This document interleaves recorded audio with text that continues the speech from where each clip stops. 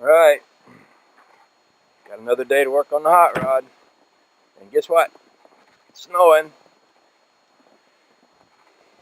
It's okay though, we don't care. We're inside. Been a while since I've been out here. I got a little catching up to do with myself.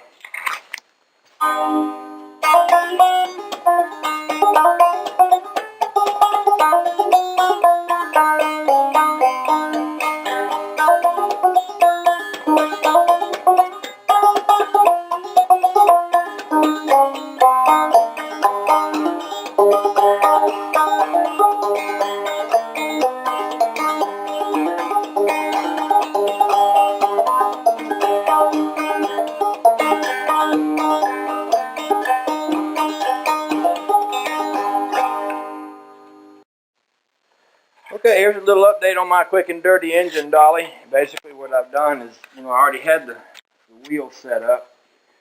And I made this little gizmo right here out of a piece of an old adjustable pipe and a couple of wheels. And got a little hook doohickey on the end of it.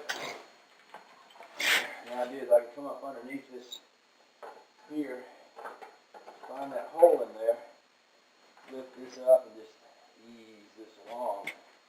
Have to be careful not to tilt the motor too much because I don't want to spill it.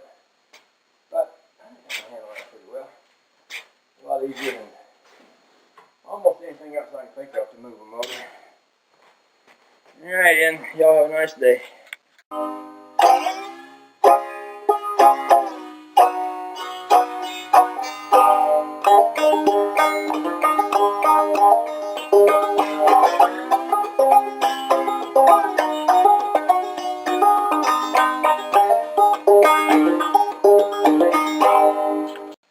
Okay, here's how it turned out. I managed to get everything kind of, it's funny, you take a car apart and it takes up a lot more room, but I managed to get the motor stuck back here in the, kind of out of the way next to the body, and can get the frame in here and still got room for my other car out there if I need to get it in. I got my shackles done. I didn't wind up doing them the way I thought I was going to, but the more I messed around with it, the more it seemed to come to here, and I'm kind of okay with it. There's a hole through this frame here, just like this one, and it's new metal. And I'm thinking that the guy that was building this put this hole back here. So what I did was I put the rubber bushings inside there, and then just use this piece of pipe for a spacer just to keep this thing from tightening up anymore. This down here is as tight as it'll go. This shackle is a little wider than the spring, but it doesn't really matter because the rubber fills it all up, so it's all pretty much held together there like it's supposed to be. And I suppose I could have welded a piece across the top here. I looked on my truck and it had a fixed plate on the back on one end of it, but I just decided to go with this just as I have it, because the way it is right here, I haven't cut or welded or done anything to the frame. I haven't done anything but just kind of bolted it all up, and it seems to me like I can take this out and run it and see how it works, and if I come up with any kind of problem, I can just change it, but that's just the way it worked. I'm not sure if it's the best or the most ideal way to go, but it is what it is. So anyway, there's all that. It is cold here today, and it's snowing again, and I don't know, I'm just getting a little bit tired of being cold, so I didn't work on it as long as I thought I might have. I'm just gonna go on in and stay warm for the rest of the day. Well, it's late, but I got lights in the shed here, so I can work out here late. It's a little warmer than it's been lately, so I thought I'd do a little work on the car. I was thinking I was gonna come out here and maybe put kingpin bushings in this thing and start painting the frame. I'm going to be putting the shock mounts on the front and running brake lines pretty soon. But I got to looking at it and I discovered something I don't like the looks of much at all. I think it's going to cause me to have to flip this frame upside down and do some welding. I don't know if you can see this or not. I'm going to try to get the camera at an angle where maybe you can. You see the bottom of this piece right here? This, I'm talking about this piece Right. Yeah, it's hard to point. This piece right here. This is the crossover piece on the front of my hot rod. This is what the front spring is resting on. This is welded here. And it's welded here. It is not welded at all underneath. In fact, it looks like somebody built this from the top down. I need to flip this thing over and fix that kind of thing. If there's welds on this car like that, I need to fix them. There's a piece of, this frame is boxed here. And what got me looking at it is I want to close this up. I want to put a piece of metal in here and close this up. But when I got to looking at how this comes in here, this is a big old piece of pipe just runs flat into the boxing on that frame. It's welded on one side and that's all. That's just not good enough. It's got to be better than that. So maybe what I'll do is just flip the frame over. Once I get it upside down, I'll be in a good position to touch up all the welds on it, paint it, and go from there. So maybe I'll just do that tonight. I guess the other thing I'll do while I'm out here is take these little things off. I have no idea why they're here, what purpose they serve. They just look like extra metal to me. Probably, maybe, they might have mounted some sort of body part to this thing back at some point, but I can't see it. The other thing is this crossmember. This is a good looking crossmember right here. Totally almost useless. The motor doesn't sit on it. Maybe originally it did, but it doesn't now. The engine sits up there on those two mounts on top of the frame. The transmission should fall right back here. I don't think I need this mount that's in the center to tie the frame rails together. They're good and strong and sturdy. I don't see any reason why I shouldn't be able to pop it out. I know that they are mounted right opposite of where the radius rods come to, but even still, I'm just thinking that taking that out would make more sense than leaving it in there. It doesn't serve any purpose. It goes up under the motor. I doubt if I'd ever drop the oil pan off the motor in a car, but if I did want to get to anything under there, that would be right in the way. So if there ain't any purpose for it, why not get rid of it? Now I'm thinking maybe I'll cut that out, cut that piece off the back. Once I get this cut out, I can go ahead and box up the frame right here. I actually think it'd be a lot stronger boxed up completely than it is with that crossmember there. So that's what I think I'm going to do.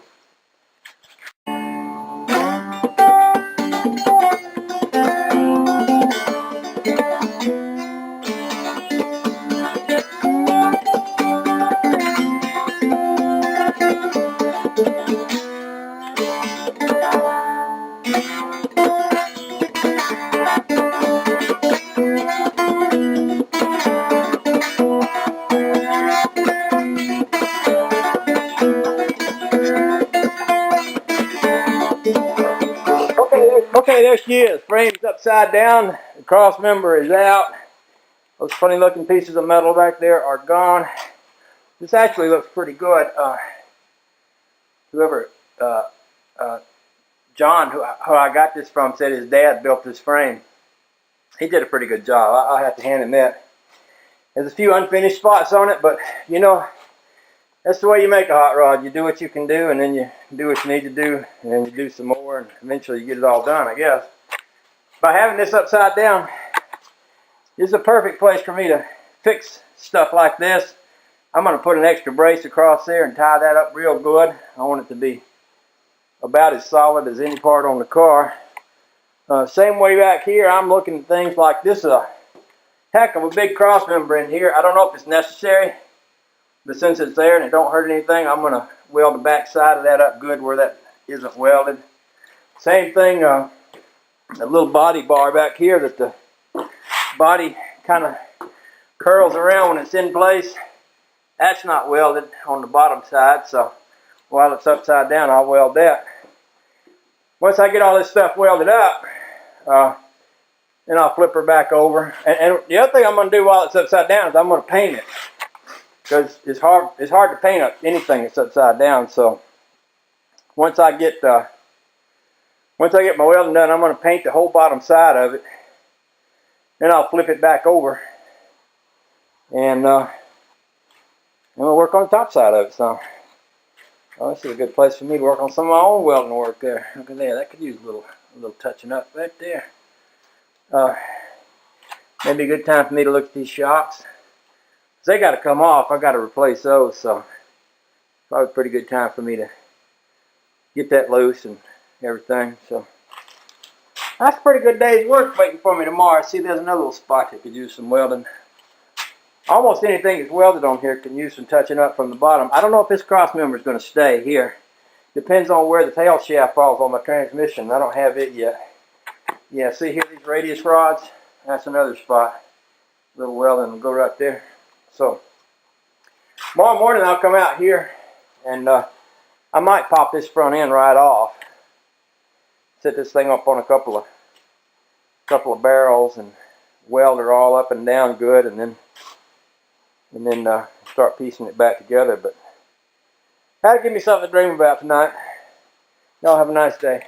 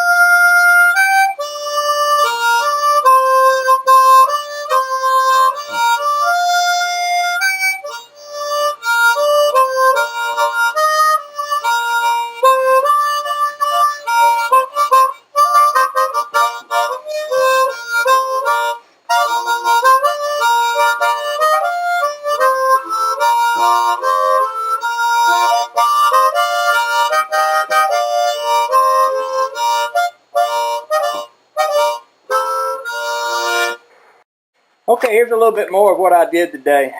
Originally, this had this big bar coming across here. It was welded on top and not welded on the bottom. And it didn't quite come to where I wanted it to come so that I could get a good weld. So I made a little gusset here and kind of reinforced that and put a little piece of metal in there to weld to. Did the same thing on both sides. I don't know if it matters or not, but you know, it gives it a little bit of strength so that the rails can't flex this way. Okay, I think I'm done for the day. I've got this axle painted on the bottom side. Just because I won't be able to, it'll be hard to paint it upside down once I get it on the car, and that way I can put the axle back in place and flip this thing over after it's dry. I've also got all this back here painted. I used black paint on that. This green is painted I mixed myself. Basically, I took some regular John Deere green, put a little bit of black in it, and it came out this color. I figure it might be hard to match the color again since I just did it by dribs and drabs, so I thought what I'd do is use up the black back there.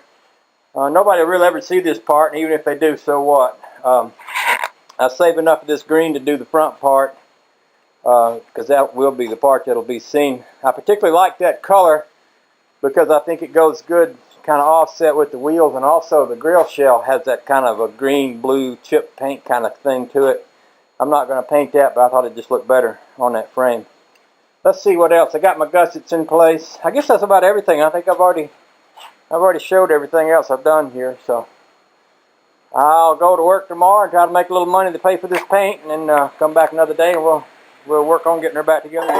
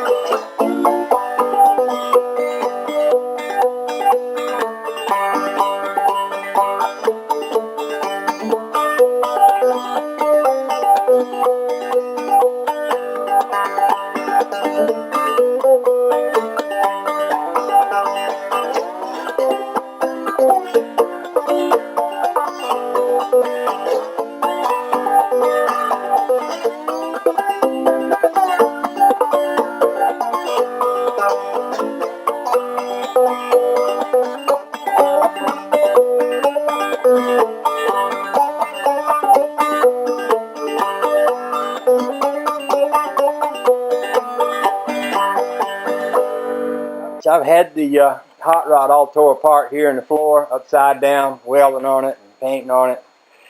I got it right side up now, and am kind of in a position to proceed, which is a beautiful thing. I've got some more welding to do here on the front, and gonna mount my shock mounts and put kingpins and bushings in it.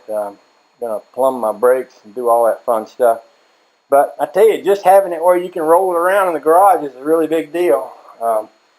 Rather than having it, you know, sitting on jack stands and stuff like that. I did a little painting last night.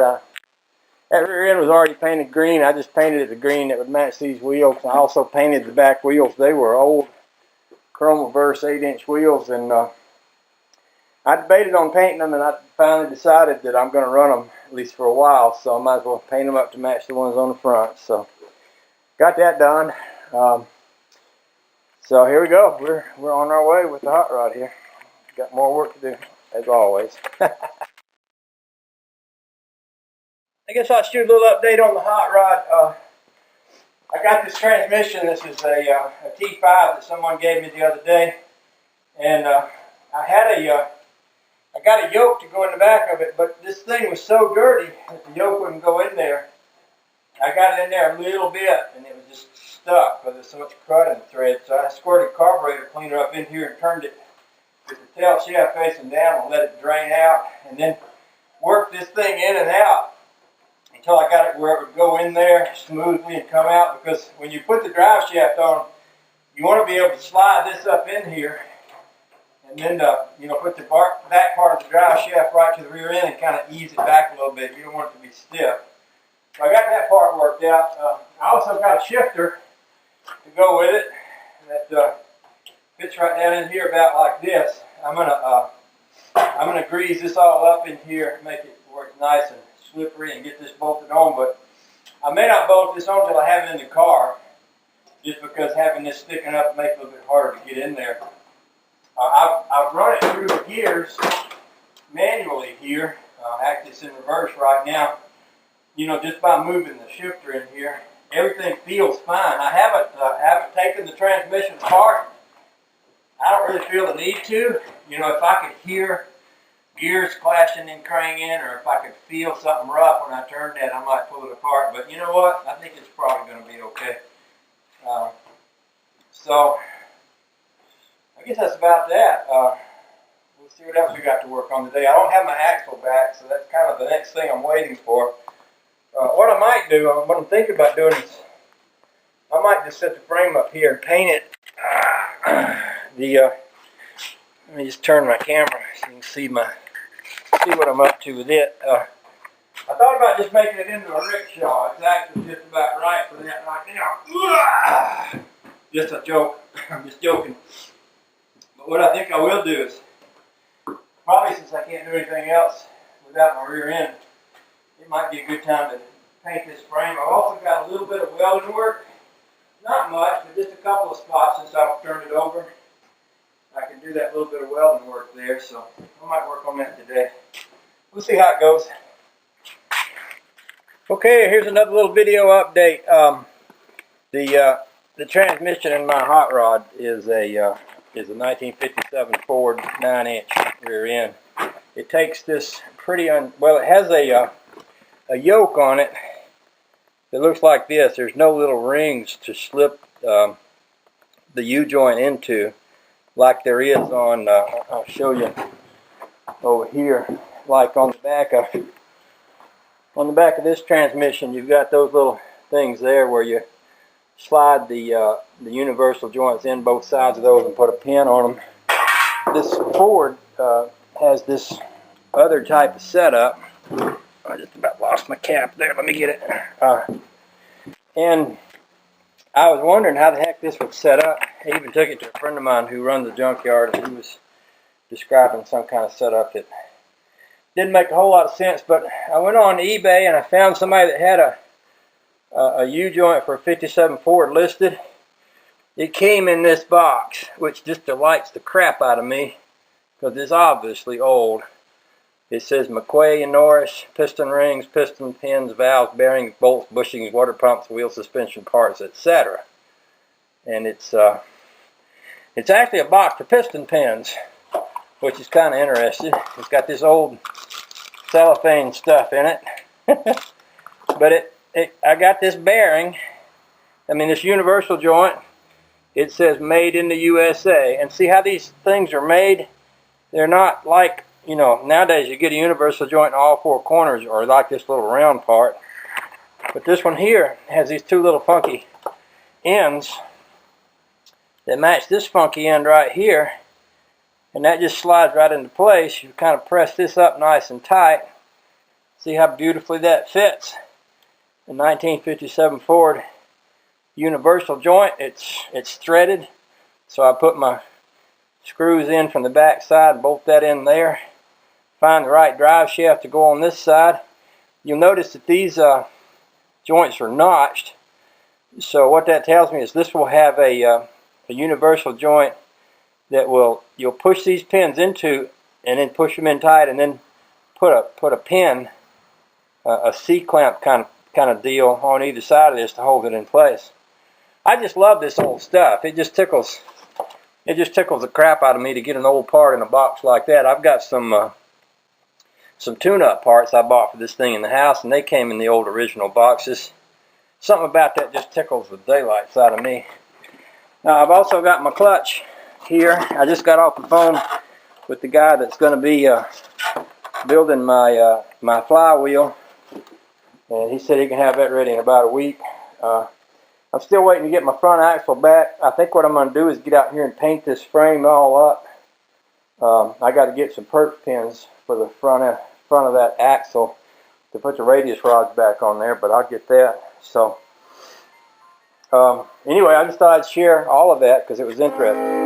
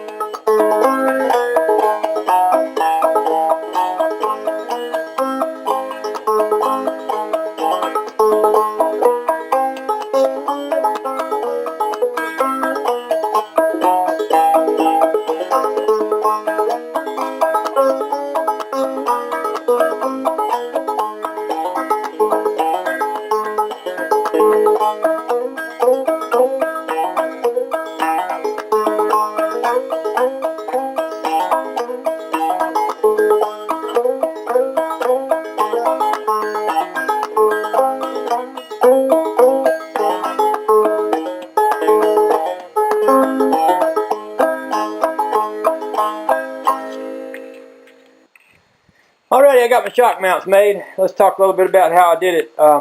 These are,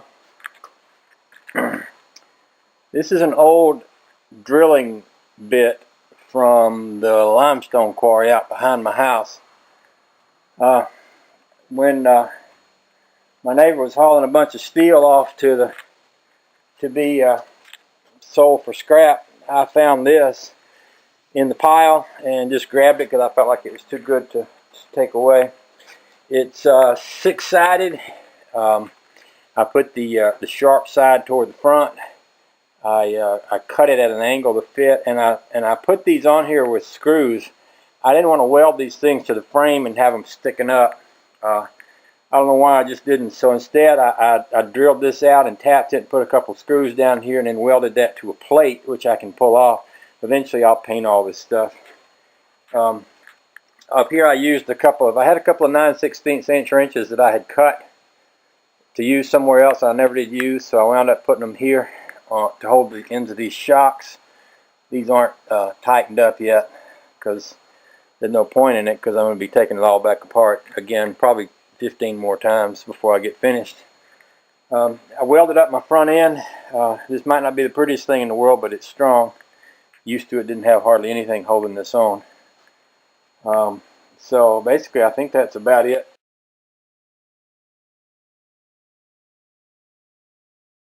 Okay, here's another thing I'm working on. This thing has these old tie rod ends. I've heard it said that these old types with the grease fittings never wear out. I don't know if that's true or not. It looks pretty sturdy to me. One of the things the grease fitting allows you to do is to pump this thing full of grease. So it really, if you think about it, you know, if it's done right, it will sort of keep it from wearing out.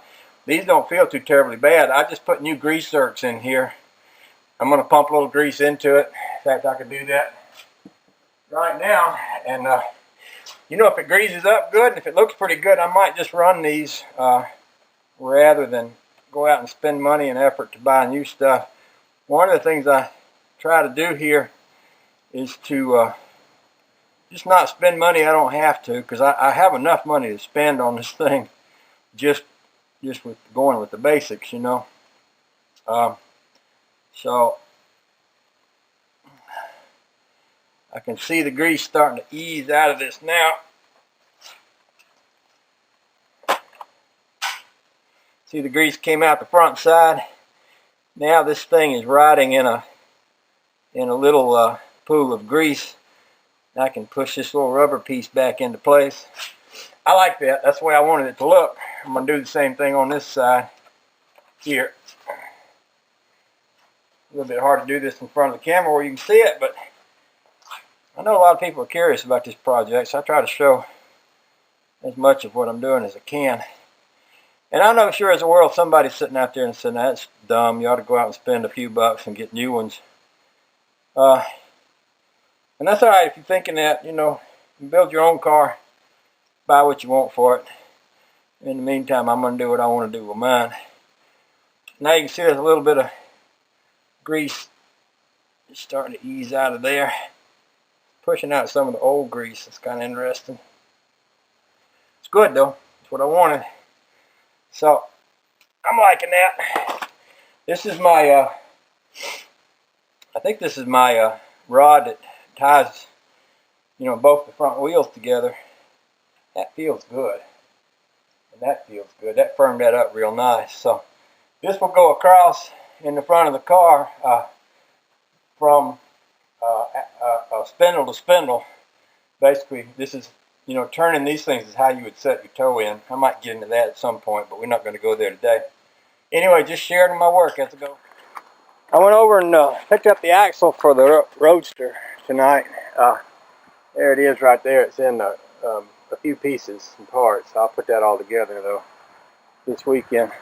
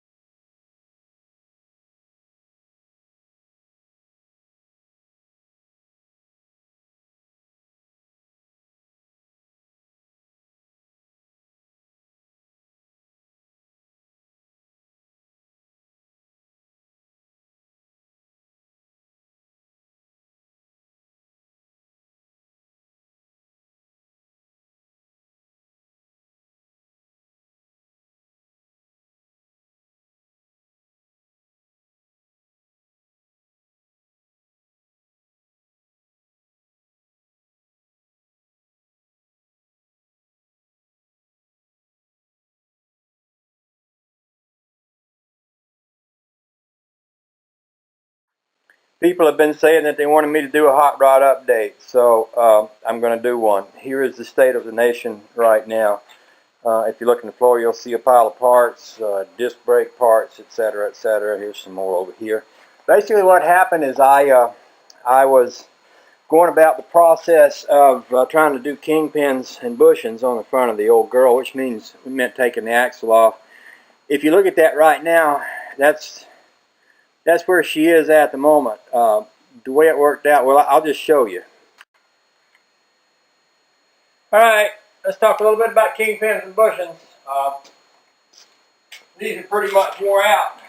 The kingpins go right here, the bushings go on either side of this. If you see me wiggle that, see how much wiggle room there is there? That's wore out. It needs to be replaced. I've never done a set of these before. I saw my dad do it once. And I went on the ham and looked it up, and there was a guy on there that had a little bit of an article about how to do it. He said that you needed a particular tool to hone these things out with, which I don't have. Somebody else said you could do it with a brake cylinder hone, which I think I do have if I can figure out where I put it. So either way, I'm going to do it. So I'm going to do it by trial and error. Pretty much the way I do everything. I'm going to take it apart, figure it out, put it back together. Now look at there. There's a brake cylinder hole. I love myself sometimes, especially when I keep things and know where to find them. So, looks like I got everything I need to do this with. Let's just make it happen.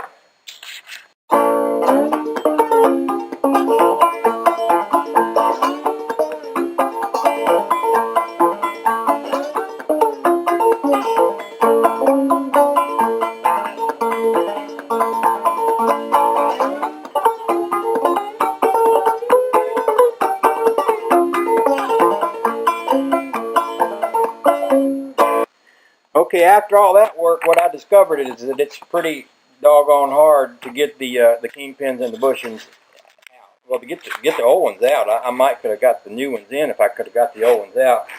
Anyway, what I've done is I've taken it to a friend of mine who runs a shop. He's going to heat it up with a set of torches and get that straightened out. I did want to show you this, though, because I'm really excited about it. As you know, I've been trying for some time to figure out a transmission setup for the car. I acquired this, which is an Yoke bell housing that will fit to the back of the Cadillac motor. And someone gave me this, which is a T5 Chevy 5-speed transmission, and this fits beautifully. Yeah, that is a work of art right there. So that's going to be my transmission. I am in the process of trying to find a drive shaft that fits my old 9-inch Ford rear end, which I have in here. The same guy who's working on the kingpins for me is looking around seeing what he can find. I've got one of these odd looking I've got this type of yoke here, which needs it needs a drive shaft that works with this. This is a 57 Ford, or I'm going to need a different yoke, and this is a 28 pin yoke, 28 spline yoke, but it has about a 1-inch space inside here where there's no spline. So I'm either going to have to use this one and find the right drive shaft and joints and everything to make it work, or find another yoke that works. So those are my I guess those are my challenges and opportunities for the moment. What I'm going to do today, because I feel like I'm kind of in a position where I'm really waiting for the front axle to come back, is I'm going to go work on the Rambler. It's been sitting out there in the snow all winter long. There it is out there all covered up. It's just about spring here. I think most of the snow's melted away. We've got a little grass growing, so what I'm going to do is go out there and get the Rambler cranked up and see if I can get it out of the backyard. We've got a car show coming up, first one of the season's coming up next month, so I'd like to get her out and get her cleaned up and get her ready to roll. So that's the state of the Rat Rod Nation for today.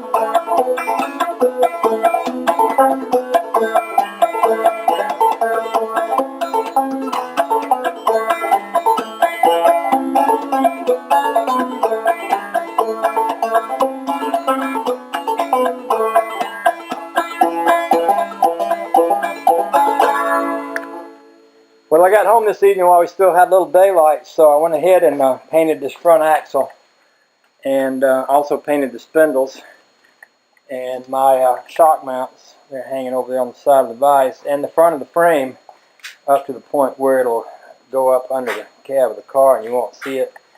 I wanted to do this today because I'm hoping to get a chance to work on it this weekend, and if this is dry enough I can start piecing it all back together.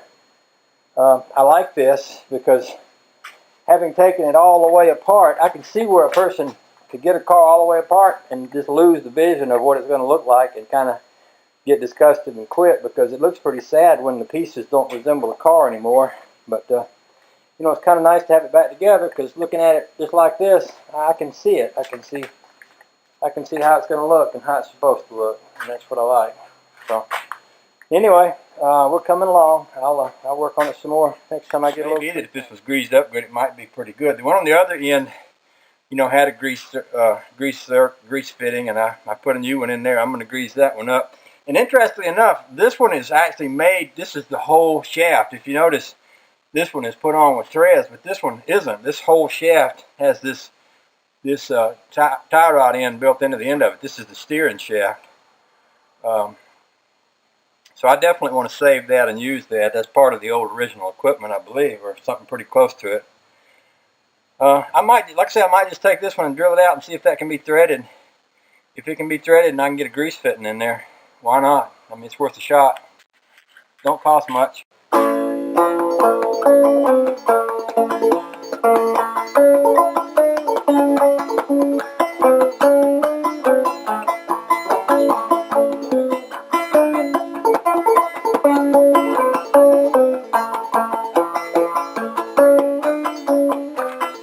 Okay, this is pretty old school, but I believe it'll work.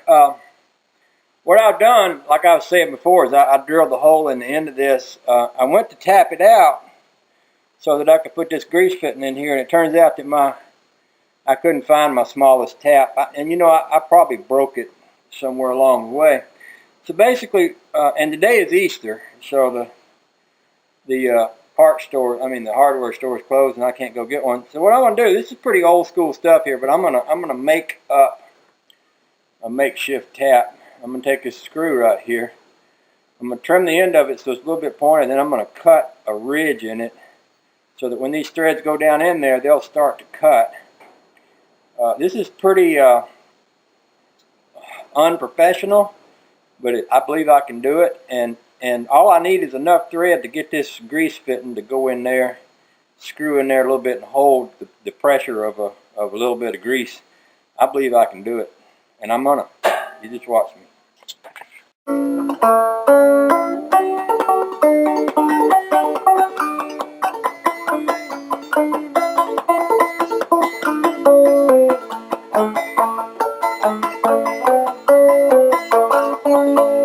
Alright, I'm going to show you this because a lot of you didn't believe I could do it.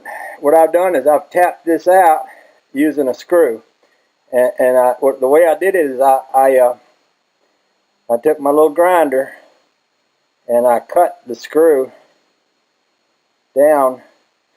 I notched it just enough so that there's a little bit that can go in the hole and start turning, and these little pieces of threads that stick out will cut a thread. This ain't very hard metal, and not a great deal of it. And I don't need, you know, it's not like I'm bolting on a motor mount or something. All I need it to do is to hold this little grease fitting.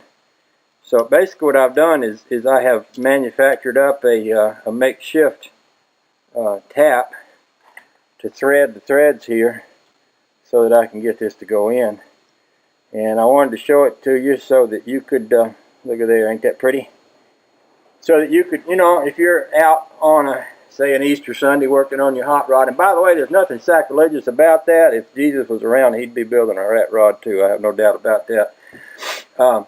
Not to say that he's not around. Nothing sacrilegious, apologize, Lord, but you know, I just thought I'd throw that out there for y'all in case you're stuck one day and you need a way to get by. Sometimes you can just make it yourself. That's what hot rodding's all about. Okay, another video update. I did grease this thing up, and it still didn't tighten it up. It's still pretty loose and wobbly, so I'm going to take it out. And basically the way you do that, you slide this little gizmo here, clamps this on. This is a hollow shaft. Then the threads go up into it, and this thing clamps it tight once you get it in place. This is how you adjust your steering on the front once it's on there. But this thing's rusted in here. It's been in here a long time. What I'll do is I'll take a little screwdriver, drive it right up in the crack, spread that just a hair, kind of help to loosen that up and get some oil down in there. Should be able to take this thing off and just go buy a new one. The one on the other end is good.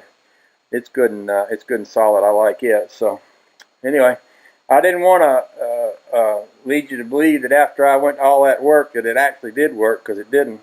But you know, so what? Now I know, and I'll spend the money that I need to spend rather than spending money that I didn't need to. I'm about to start bending the brake lines for my hot rod, and I have a confession to make. I've never done this before, so it's going to be a learning process for me. I bought this tool, which I hope will allow me to be able to make this happen. And if I understand the tool correctly, it looks to me like I kind of load the brake line in here like this.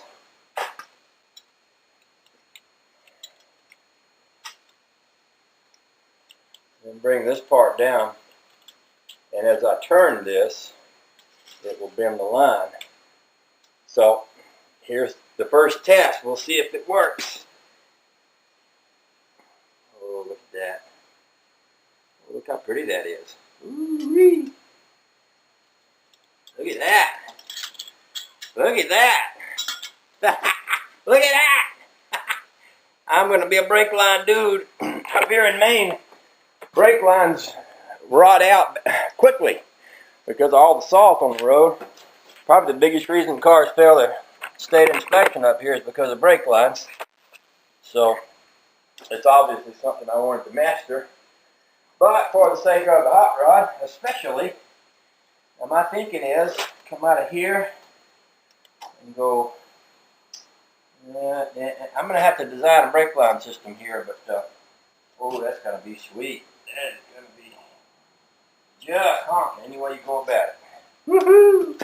This is a shim, a metal shim. I have 5 of them to go in the kingpins. I really need probably 10 or 12. This cup is probably about as thick as 2 or 3 of these shims. So what I'm going to do is I'm going to cut a shim out of this plastic cup, and I can probably use another shim on either side of it when I put it in out there. That's going to save me from having to try and track these shims down. The other thing I'm doing is that these kingpins are, the new kingpins are a hair longer than the old kingpins. And that isn't a problem, except that there's a channel in here where the grease, when you put the grease in through the grease fitting, the grease runs down into that lower bearing. The channel on these longer ones goes almost to the end. On the old one, the channel goes to right about here. So what I've done is, rather than having to go out and try to buy new pins, I've taken a little JB Weld, mixed it up, filled the track right there. Once that dries, I should be able to sand that nice and round again so that it slips down in there easily, but it should fill up the grease track.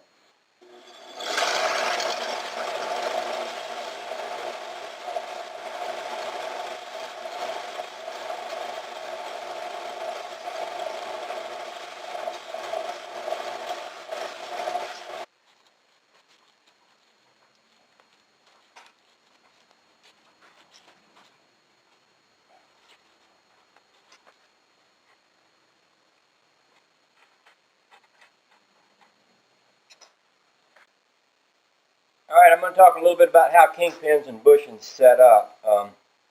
Basically, this is your front axle. Here's your spindle. Your spindle sits right here. This is a bushing that goes down here below this. And up here, in order to keep this from having any up and down play, you see that little bit of play that you have there? We're going to put some shims in here. I'm not going to do that part yet. I'm just showing you how they go. Once everything's all in place and lined up, these are your kingpins, and they go in so that this notch is lined up with this hole. There's also a groove right here. This is the grease track that I was telling you about before, so that when you squirt grease in here, it goes up and sort of greases that bearing, theoretically. That's the way it's supposed to work. So the kingpin goes right in here. And by the way, the bushings have been replaced in these spindles on either side. I've got one over here I can show you. That's the part that's made to wear out. This steel part here doesn't wear out. In fact, this thing is kind of rust together, so you have to heat it to get it out. But these are the new bushings inside of here. These are the parts you replace. These and the pins. Because the old pins also, this is the pins that came out of there, and you can see that a lot of rust and corrosion and wear. So they wouldn't really be as tight as the new ones either. So that's pretty much how it goes. The trick is just to line it up, get the proper number of shims and things in there. And once you get this down in here, you take a bolt like this that has a groove here, and that bolt will go in right here. You probably have to hammer that a little bit to get it in there, and then there's a special nut that goes on the other side that you tighten this up with. Once you get that all in place, and you've got it so that you don't have any play or anything, you're done. You have and that's all a front end on one of these old cars is. It's like a hinge. Basically, that's exactly what it is. It's a hinge, and that's how it works. Oh, I guess there's one more thing I ought to mention. This is the bearing that goes down below, and I'm going to want to, this came without grease in it, so I'm going to want to try to force grease down in here. And I don't know of a better way to do that than with my bare hands. One of the things my dad taught me, he used to work in a shop, and he would coat his hands with clean motor oil before he started, because the clean motor oil would get down in the cracks of his skin. That way the dirty dirt wouldn't. Probably what I'll do is just shoot some WD-40 on my hands, and then just take that grease in my fingers and just work it over in here. The other type of bearing that you do this sort of thing is a wheel bearing, and on those you put the grease in the palm of your hand and you work the bearing. Okay, one more thing I failed to mention that I probably should before I start putting this all back together is when I put these pins in, there's this little felt piece that's going to go on top, and it's going to go on with this little, it's kind of like a washer with a little ridge around it. That's going to be all the way up here at the top, and the reason for that is that for the same reason, there's going to be a grease fitting in the spindle here. When you squirt the grease in, it's going to squish up and down, and this felt piece is going to be sitting right there, which is supposed to keep the grease from all squirting out of the top, sort of force it to go down toward where the action is. So didn't want to leave that part out. That's important. I'm going to put it all together and then I'll show it to you.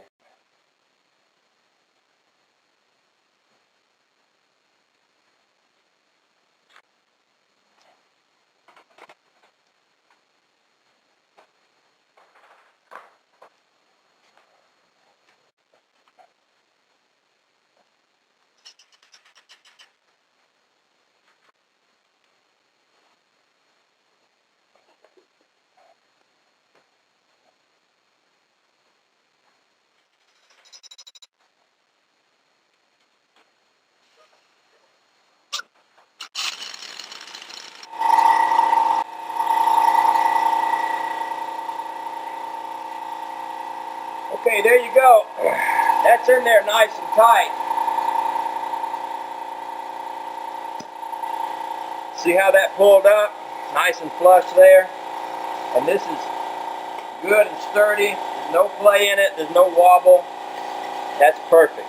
Now I'm going to do the other side. Okay, here's the last thing. I put these grease fittings in here, and filled it all full of grease, and a nice little layer of grease kind of came right on either side, so that this thing is sort of floating in some grease. And I'll show you the inside of these bearings, the way they're made. There's a groove inside of there. You can probably see that groove, and when the grease comes in through the grease fitting, that groove sort of spreads the grease all around inside of there, so that greases that up on that shaft good. Ready? Okay, well here it is, and here's where I got to. I went ahead and installed the steering box here. It's all in place and everything's ready to go with that. I decided that it's time to set the motor back in here. I still don't have my flywheel yet, but the guy's supposed to be working on it, so I thought, well, I'll go ahead and stick the bell housing transmission on there, and I can set the motor down in here and go ahead and do whatever I'm going to do with my motor mount here. That seems like the next best thing to do.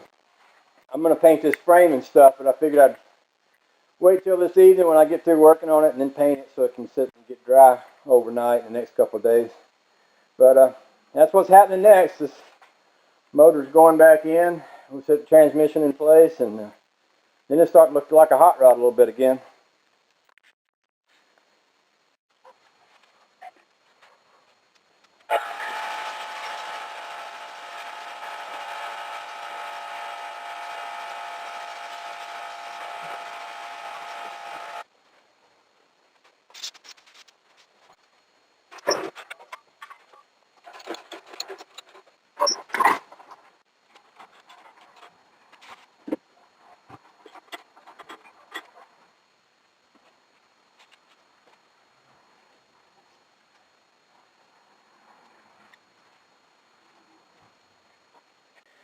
Okay, now that I got the engine kind of sitting in place, what I can do is connect the bell housing and the transmission, and then that will help me to be able to see where my transmission mount is going to need to go.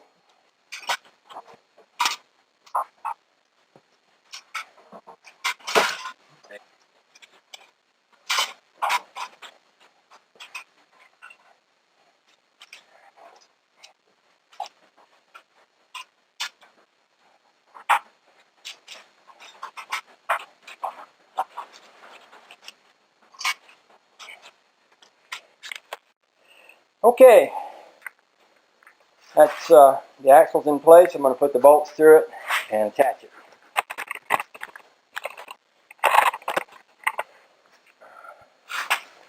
I am spending a little bit of time filming all this stuff because a lot of people have been telling me that they've been seeing this stuff on YouTube and they're learning a lot about how to do this kind of thing.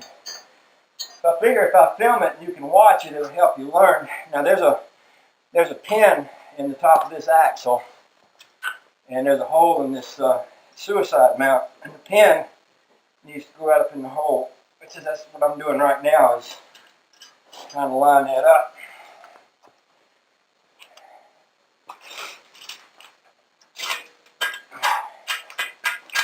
Well, I'll drop this on my foot or something, I'll be all set. Okay, now y'all stay still.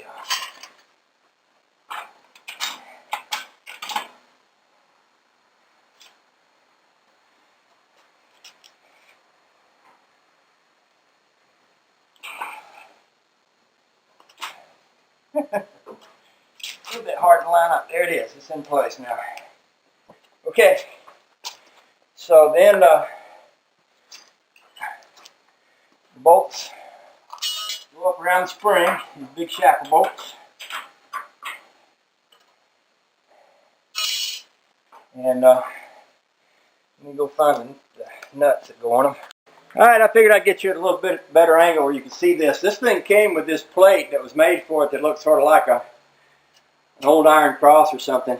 I don't have terribly big opinions about that one way or another, but since this was made and it works and everything, I'll use it. So basically all I want to do is got the bolts coming up through there, put my lock washers on, and put the bolts in place, tighten that up good. That And the radius rods on the end there that have little tie rod end type mounts on the end of them and are bolted to the frame. That's basically what holds the front end on here. And you might think that ain't much, but it is what it is. And you know, to be honest with you, when these things came from the factory, the only thing holding them on was a setup very much like this, except that the two radius arms met in the center of the car under the transmission on hot rods. Everybody I know, unless they're still running the old engines, split the radius rods out to the side of the frame.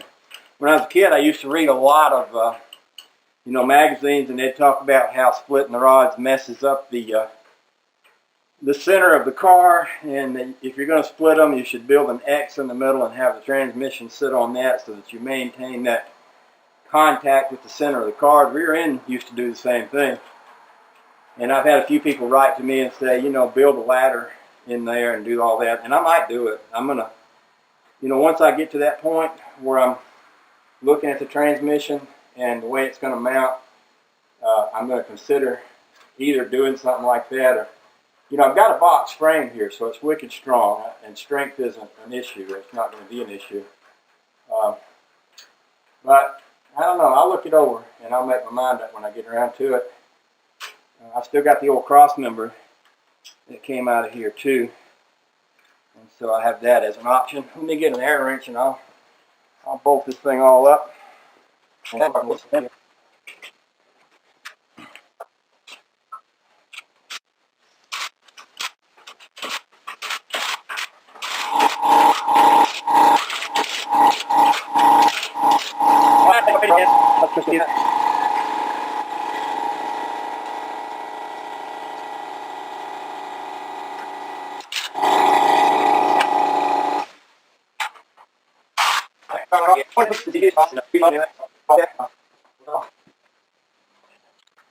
Alright, I'll go ahead and put the tie rod on here too.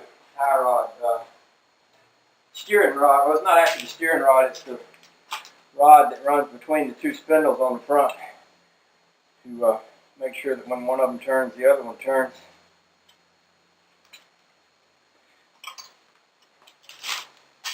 It feels good to see this old girl coming together. The more of this stuff I do, the more it starts to look like a car. That's a beautiful thing. Let's squirt a little oil on that before I tighten it up. And I'll put a few threads in there just to hold it. Same thing over here.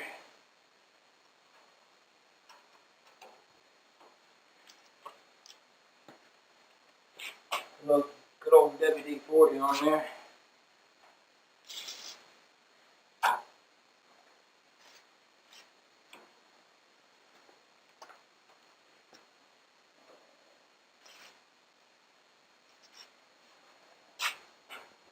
And I believe I'm going to go ahead and snug that up. Helps if I have my air hose hooked up.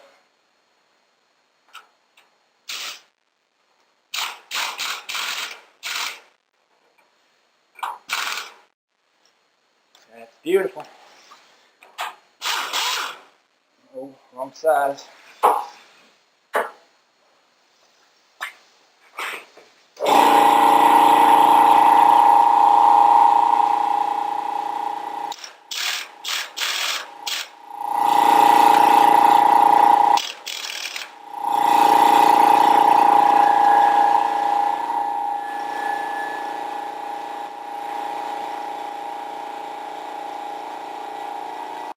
Okay, this is pretty much the height of simplicity.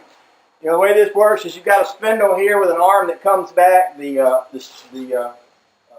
tie rod goes across to the two, ties them together. If everything's adjusted right, these two wheels are both facing the same direction at the same time.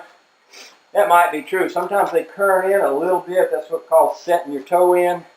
That way the car doesn't tend to ramble all over the road as much as it would otherwise. And when you rock these things back and forth, you see I'm moving this one and that one's turning. And it's this rod that's causing that to happen.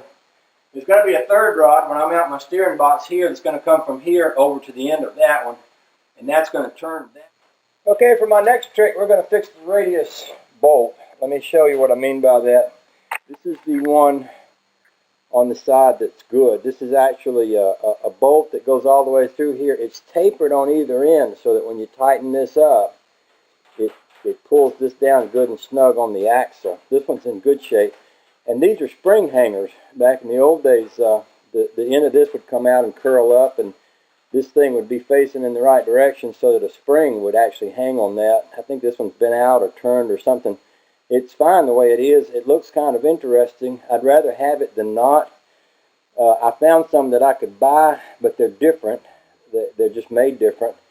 If I can save this one, it's going to look right, and it will also serve the purpose. The only thing that's wrong with it is that it was frozen in there so it wouldn't tighten up. And the same guy that worked on my kingpin bushings heated this thing up and hammered it out. And when he did, he flattened this end here a bit so that there's no way that that bolt will start on there. What I'm going to do is just take a grinder, and I'm going to try to just very gently, I don't know, this threads look pretty bad. I don't know if I can do this or not, but what I'm going to try to do is grind this down a bit and re-thread it so that this bolt will go back on there and snug this thing back up. It's going to fit about like that. Camera right, about like that. This might be something that can't be done, but I'm going to give it a try anyway. And if it doesn't work, I'll have to come up with another plan.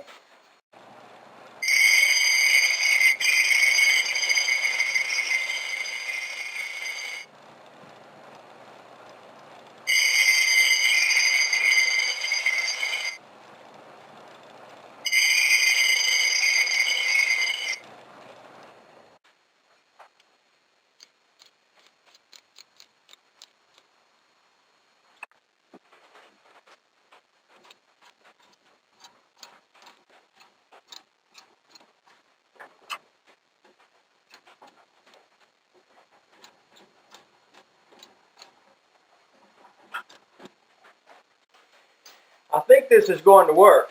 Let me explain what I did. This thing was spread on the end where it had been hammered so that this bolt wouldn't go on here. What I did was I took a grinder and I ground off the spread part. The threads that I left on here, there's about a ½ inch, maybe a little bit more, of good threads here. And I was able to get this old bolt to go over them and find the threads again. I didn't have a tap the same size, so there's no way I was going to be, rethreading this. But basically it is on the original threads down below where it's ground off. The part where it's ground off up here is the part where the pin would go through, because what you do is after you tighten this up, you stick a pin, there's a hole in this thing, and you stick a pin through to lock it in place. So I am believing that I am going to be able to put this on the front of the car, tighten it up good and snug, and if it does tighten up good and snug, and what I'll do is I'll clean this up a bit with a wire brush, maybe even put a little oil on it and stuff like that. But that should allow me to tighten that radius rod up good and snug, which will allow me to keep and use these original pins, which will keep the look of the front end of the car right and in in its original state, which is what I'm doing this for. Okay, here's what I did. This rod had a little play between it and the axle here. So what I did was I made me a little shim, like I was showing you before, out of the just cut a plastic bottom of the cup out in the same width as the shims that came with the kingpins. I used the kingpin shims that I had along with that one, and the idea is to get this play out of here. I think I'm going to cut one more of those. I'll show you what I'm talking about. Basically, this is the kingpin shim, and this is the one that I made. I think I'm going to cut one more, stick this in there so this is good and firm. And then I'm going to take a wire wheel and just clean this up real good so that this will go down in there a little better. I've also taken a wire brush here and worked on the axle shaft, to clean that up good. So basically that's what I'm doing here to get a good tight fit on the end of this radius rod here. And what I'll do is I'll take this and do some of this work too. Clean that up real nice.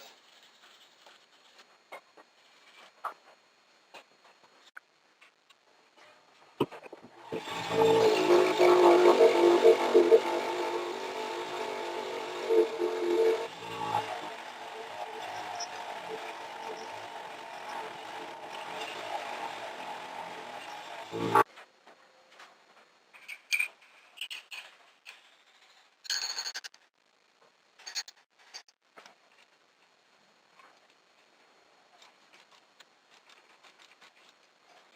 feels about like it's doing the trick. I'm not going to tighten this up real tight because what I'm going to do instead is move the axle back into place, get everything lined up. Once it's all lined up, I'll snug this down. With these shims in here, it's already a lot tighter than it was. I think this is going to be okay. Now keep in mind, this is not the final installation because I still do not have. I still don't have my flywheel, so when I get my flywheel, my clutch, pressure plate, throwout bearing, all the works will be put in there. But I can just go ahead and roughly put the transmission in place, which will help me figure out where I need to put that crossmember, and then I can go ahead and do the crossmember. The way this engine sits is these front bolts kind of hold the front end, and the back bolts hold the back end, so if I let the lift down now, the back of the motor would fall down. Once I get the mount in there, I can at least have the motor sit. Then when I get my flywheel, I can pick it back up, put the flywheel and all the parts in there, let it back down, and attach it permanently. I like it with the motor on it though. It starts to look more and more like a car as I go along. Okay, I got my flywheel on there, got it in place and in good order. I spent a good bit of time looking it over, making sure it was going to be right, because when I found that a couple of the bolt holes didn't line up good, it made me wonder what else might not line up. So I kind of studied it all out, and I've come to the conclusion that it's good. So I'm settled on that. Now all I got to do is slip this transmission in here. I'm glad it's not any heavier than it is, because if this was a cast iron body transmission, it'd be a lot heavier. Not that it's light now. Here's where they had the mountain in here previously. This one is falling just a bit behind that. And it looks to me like it's off centered or something. Ain't that funny? But that mount sits sideways like that. Who designed that? Huh. Okay. I can work with that. I can. Sure can. It almost would sit right there. In fact, I almost don't need much more than a good sized washer welded in place to bolt that to. Let me ease the motor down on that a little bit. It actually sits pretty good right there. I could put me a little extension on the back of this thing. Let that sit right there. Heck, I believe that'd be good enough. I'm studying the way the engine sits and the way the engine lines up with the rear end. Now here's the way I think about it. Some of y'all might have a different opinion, but my thinking is if you point a straight line from here to the rear end, it shouldn't actually go straight into the rear end. It should actually go a little bit high, because when you take off, the rear end goes in this direction. It tends to flex upward. So if you have it where the rear end kind of flexes upward into alignment rather than flexing upward out of alignment, I've always heard that was a little bit better, especially if you're going to burn a little rubber, which I might be prone to do. I don't know. But if we walk away from it and let's just look at it, the way it's sitting, that ain't a very good angle. Okay, while I'm out here, I'll talk about some other things that I'm contemplating while I do all of this. I'll introduce you to my master cylinder. This is it. This is the pedal. Master cylinder looks like this. Goes right there. Pedal works like this. It's a beautiful thing. As I'm thinking about this, it occurs to me that where you see this bolt, this is where the firewall kind of goes up. So the pedal needs to be in such a way that there's room to mash the pedal without hitting the firewall and room for me to get my feet up on the pedal. I was just crawling up under the car and kind of did a, and another thing I noticed is if the master cylinder, if this sit against the frame, the master cylinder would run right into this brace here, which I may change that brace anyway. But I was under the car kind of studying it, and the steering column goes right here. So if this was actually on the frame, it would be hitting the steering column. So in order to make it work, it needs to come in about 4 inches of the frame and back about 4 inches from the firewall. And right about here, it would work perfectly. And it would put it on the right side of the steering column, which would be just about right. This is my my clutch pedal. And it's going to be a similar setup to it. And what I'm thinking I might do is try to set it just kind of on the outside edge of the frame and actually drill a couple of holes and let this part be sitting on the outside of the car through the firewall. If this was here, and if this was here, sometimes I just don't have enough hands to make all this work. I'm trying to figure it out. Anyway, if that was there, and this was here, well, I don't know. It's hard to tell. It might be workable. The other thing I have to do is to climb up on here and try to figure out how much room I'm going to have. Not that I'm mounting any of this stuff before I put the body on, but I am thinking about how it's all going to fit. So, you know, if I get up on here and I got this plywood sitting in so that my back is about where my back would be, and I'm thinking that would put my feet right about here, big fat feet, put my feet right about here, which would give me, you know, I could, what I can't have is my knees all up in the air because they'll be hitting the steering wheel, but if they were right about here, I could work the brake, I could work the clutch, and that would work, and I think that's the way it's going to wind up fitting. Something's just about like this. I don't know if this is the goofiest thing anybody's ever seen or not, but you have to think about this kind of thing when you're building a car. And you know, you have to think about where's my feet going to be, where's my clutch going to be, where's my brakes going to be. That's the way it's looking so far, folks. Okay, today we get started out here with the brake lines.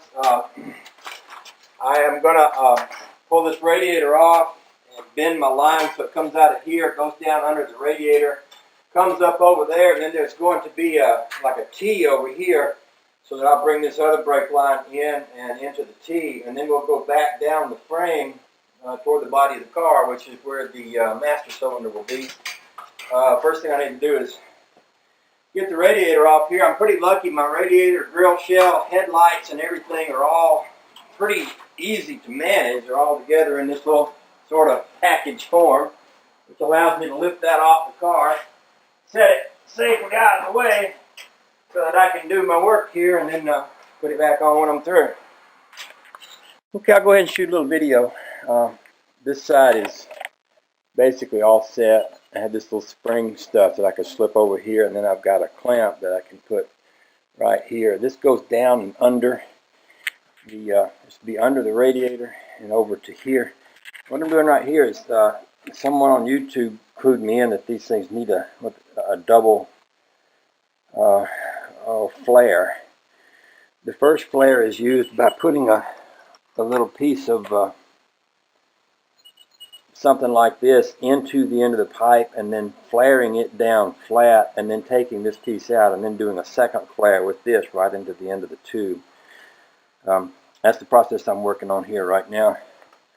It's my first time using one of these, and it's probably just like anything else. Probably by the time I get finished with this, I'll be pretty good at it and wish I had practiced on something else first. But you know, this is how you learn, is just by doing it. So it's my first time doing these, but you know, I just read the instructions and followed them, and I think this is going to work. I'll let you know how it looks when I get a little bit more done.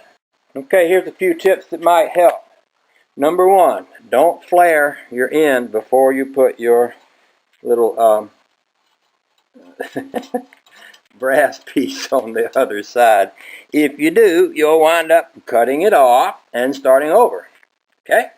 Number two, clamp your tool onto the frame or someplace where it's nice and steady so that you can work with it, because what you're going to be doing is You're going to be clamping this in here at an exact space with this in the end. Everything has to be tight so you can work with it. If you're trying to balance it all and juggling around in the air, that makes it really hard. Number 3, don't flare your end before you put this little piece back here. Okay, I think I've said that enough.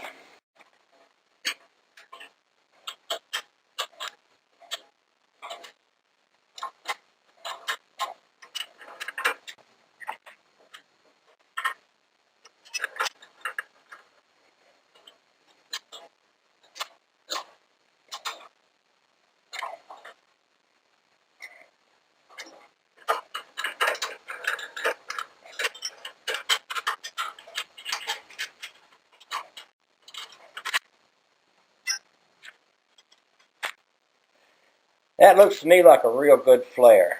Now that is going to fit into this T-block, which is where the brake line, the other end of this T-block will go back toward the master cylinder in the center of the car. And the other side of the brake line will come into this T here.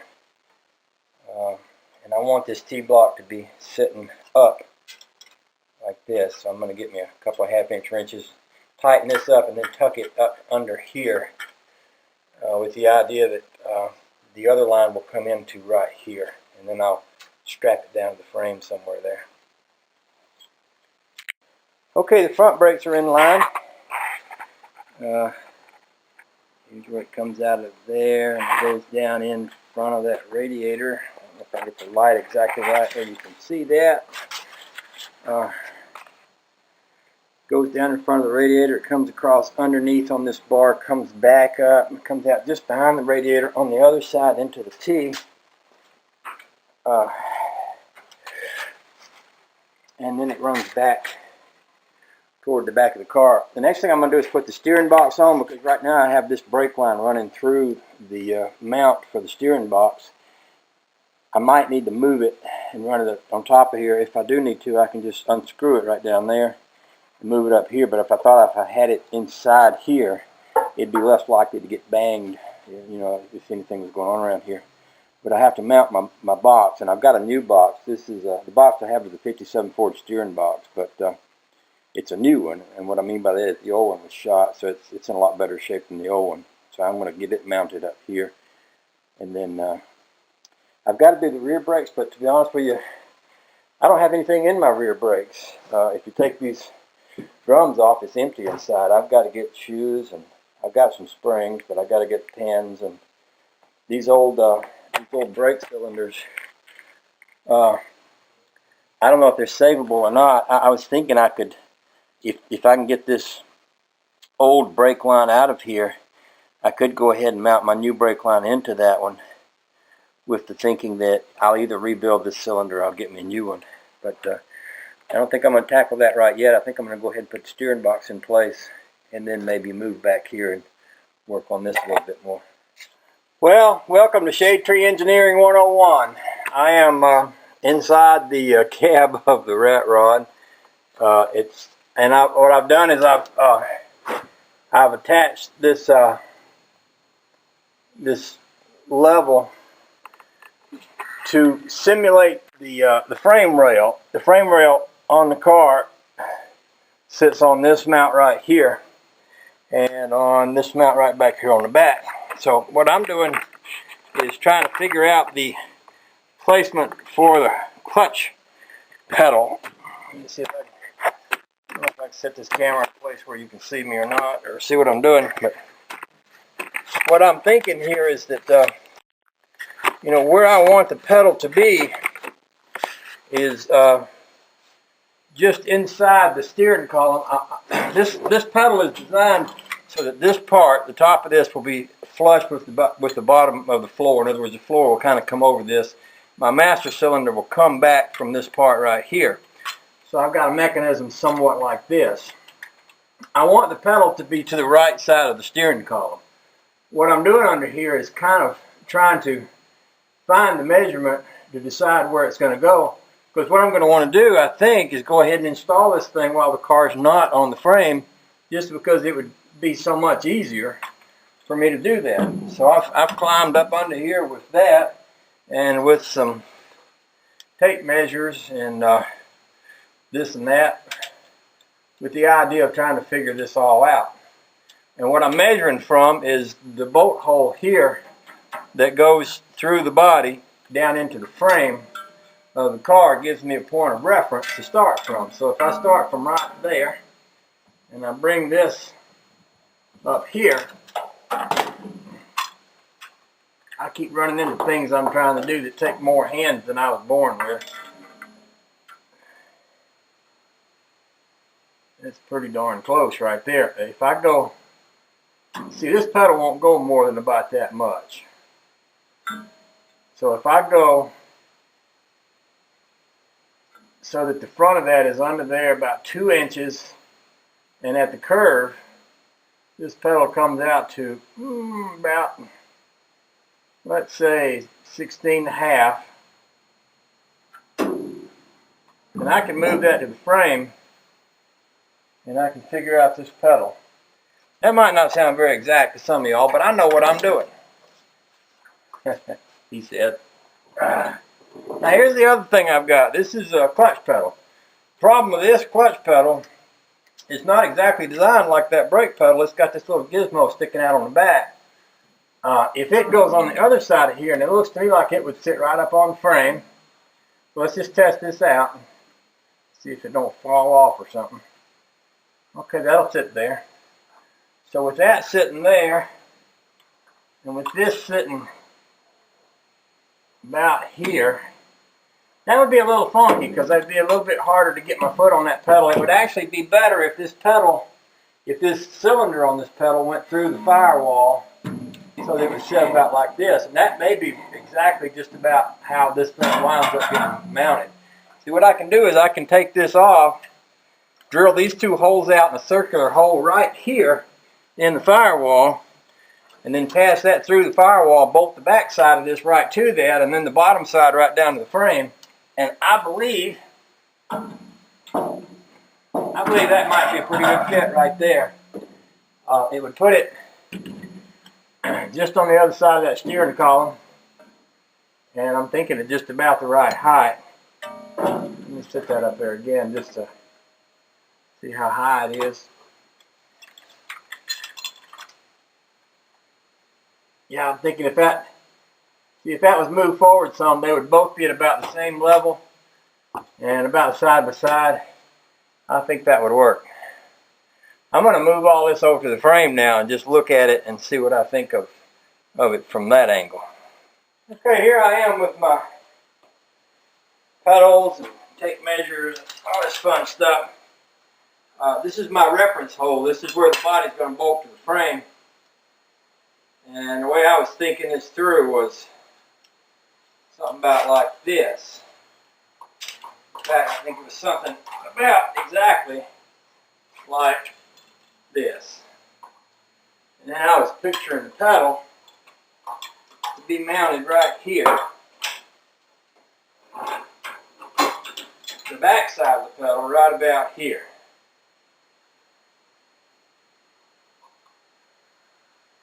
Okay, I can see where that would work. Yeah, I can see where that would work. In fact, I think that'd be just honking. Okay, this pedal here would go right about here. That pedal would sit right about there. The other pedal would sit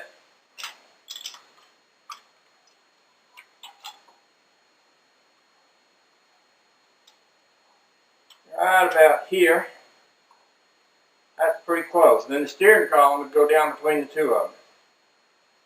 I like it so far.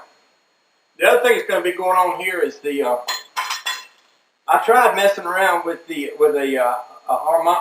hydraulic throwout bearing in order to do away with the clutch rod, but the more I studied on that, the more I think it ain't going to work. So what I'm going to wind up with is a clutch rod sticking out of here, which will operate with a hydraulic slave cylinder right here, which this will connect to operate the clutch. And that'll work just fine. Like if my brake cylinder is sitting here, there's plenty of room for this clutch arm to work right there to work the throwout bearing. So that will also fit just dandy.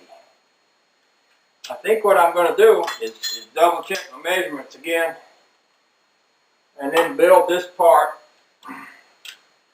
while I got the car off the body, because you can imagine how much more difficult this would be if you were trying to do it squatting down in here with the body all around you. I mean, it would be doable, but it would be harder. It would be a lot easier to do it right here. And if I fabricate this just right, it's going to be somewhat adjustable. My thinking is maybe build something with a couple of tracks in it where this will kind of could be moved back and forward a little bit, because, you know, once I get in my car, I'm going to have to figure out how to reach the pedals with my feet and everything. So if I leave myself a little bit of room to adjust this thing back and forward a little bit, I'll probably be a lot gladder I did than if I just come over here and weld it in place and then say, uh-oh, it don't fit, it ain't right, I can't get my feet on it, you know what I mean? Anyway, that's what I'm looking at.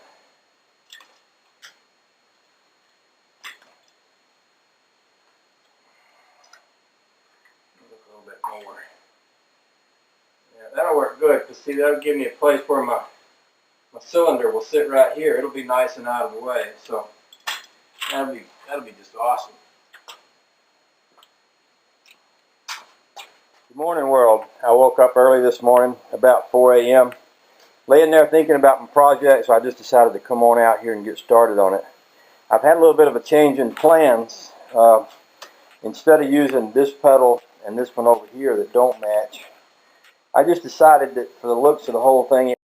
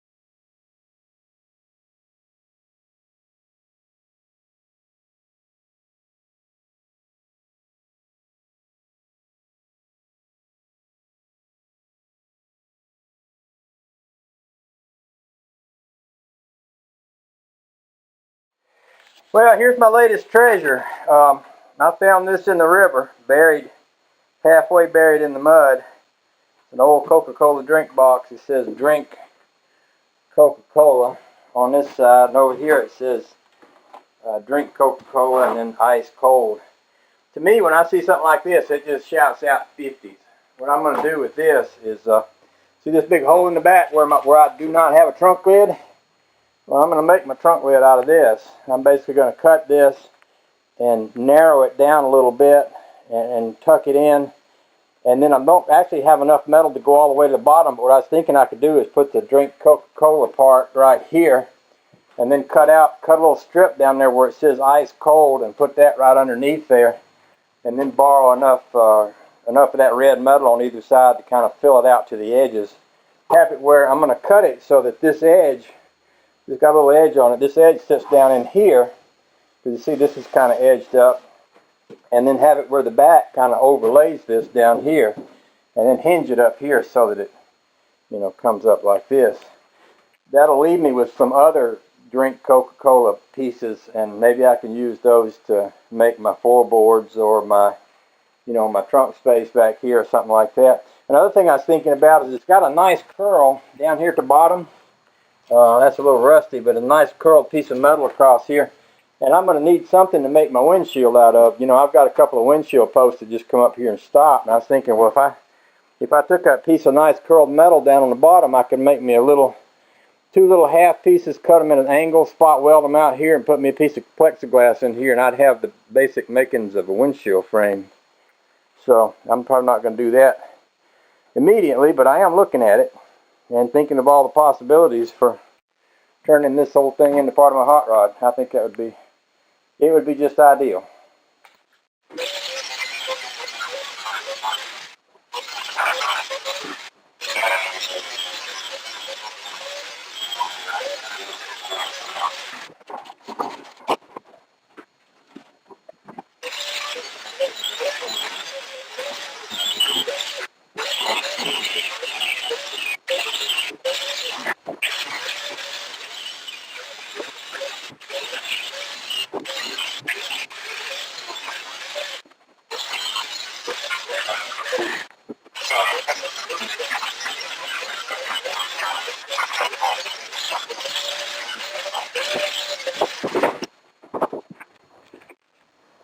Okay, there you have it so far. What I'll do is I'll put me a little cut here and pull these two ends in so that I'm going to bring this off so that it fits down in here. And then I'll put me another piece of metal down on the bottom, and I'll have this bottom piece hang over a bit. But let me get back here a little bit where you can see it.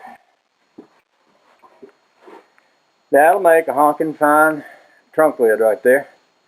Yes, sir, it will.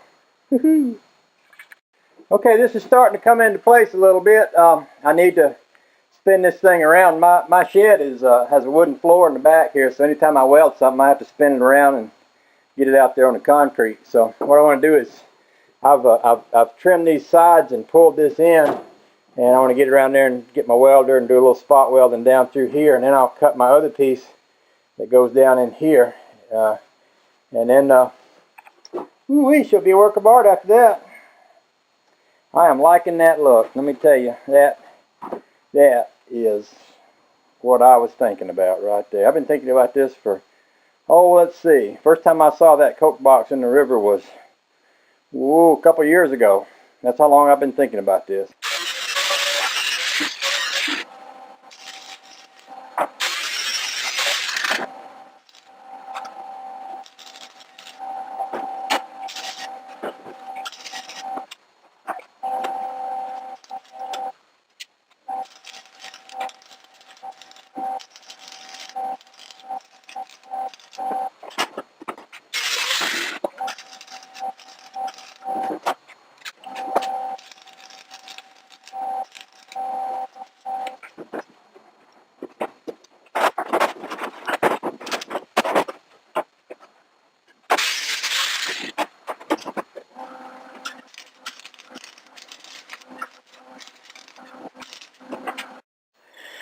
Okay, it's just about done, and I'll try to give you a good look at it. I don't know if you can see the Coca-Cola sign over the burn marks or not. I'm thinking that what I'll do is get me some red Bondo and just, Bondo up the cracks and stuff. The red Bondo is just about the same color as that sign, and then just kind of grind that down and not paint it, and that might work out just about right. The other thing I'm going to do, I've got a hood over here for an A model. It's just about all rotted out, but it has a little handle on it. So I was thinking I could take this little A model hood handle and bring it back around here and weld it right about here so that you can reach down when I get this hinged and grab the handle and lift that up. I'm going to put I'm just going to put a couple of hinges up here, one of those big hinges that attaches here and has a little thing that sticks down. I don't know if I'll mount it right along on this ridge. Probably will, because that's a strong spot there. I did wind up putting these ridges in it, which came out of the same ice box.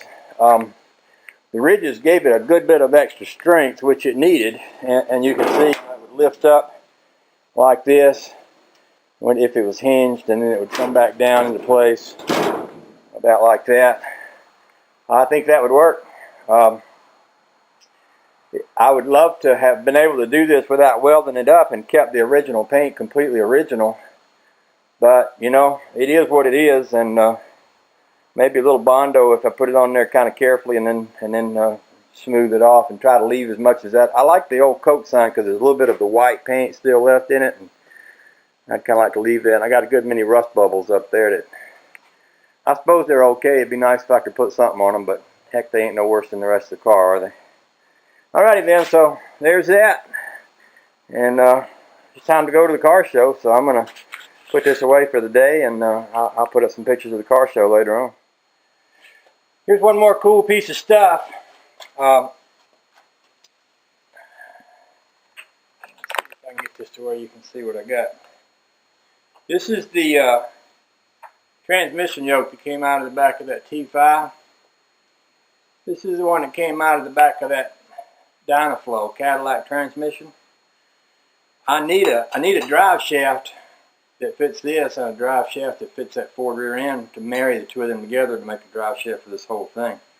Well, I got to looking at this piece of drive shaft that they cut off the back of here, and I thought, geez, I wonder if those would be the same. Well, I put the two of them together like this, and that looks the same width, same depth. So then I came out here to the edge and I put this one on top of that. That looks the same. By golly, I think that will fit. Okay, I'll share this with you because I suspect I might have people watching that's never changed a U-joint before. The way this works is you have these little C-shaped clamps that slip inside the joint. There's a little notch in there, and you just take a screwdriver and kind of get a hold to the end and prise them up and then prise them out. You have one on each side inside here that holds this. And then after you do that, the way I get these out is I take a hammer about like this, and I set it right on top of the joint, and I take another hammer and I hit it. And what I'm doing is driving it down. And as I'm driving it down, the bottom one is coming out, which is the whole plan. When the bottom one comes out, then I'll turn it over and try to drive it back the other way.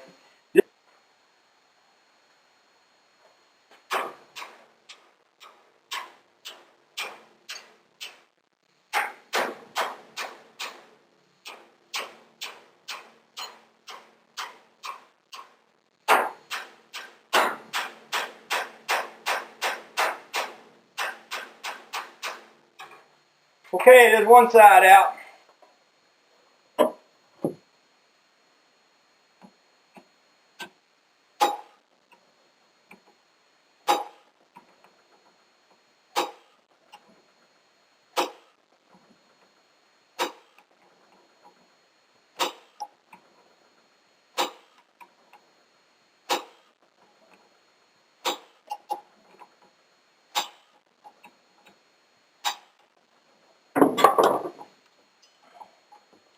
Okay, now the other one is coming out the other side. So we'll see if we can get it out without messing it up.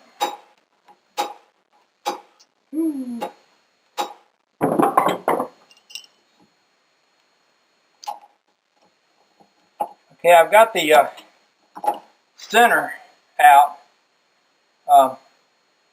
And so all I have to do is get this part out. Okay, let's see if we get lucky again.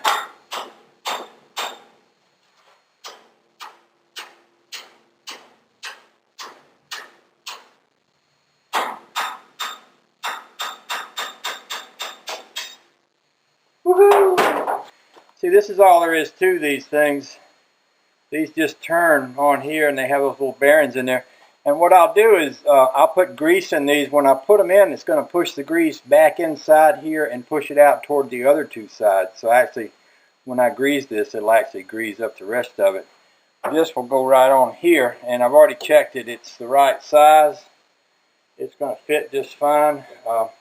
These actually do fit in here.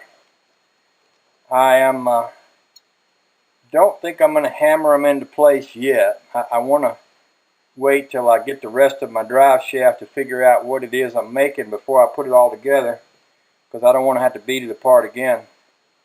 But I'm thinking this will work for one end of my drive shaft. If I can find me a Ford drive shaft for the other end, then I'll be able to take those pieces and make me a whole drive shaft for the hot rod. That's a beautiful thing.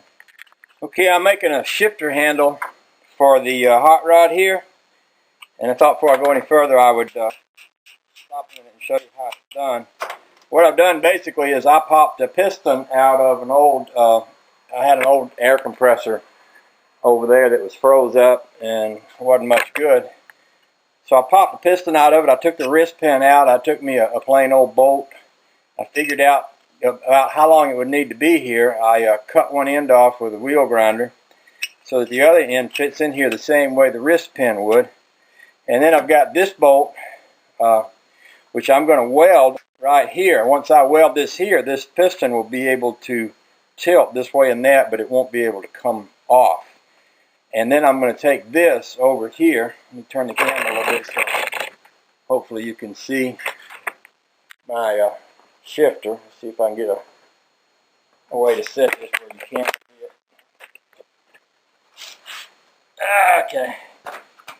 This is a wrench that I'm using for my shifter. So what I'll do is the other end of this bolt is just screwed into a nut.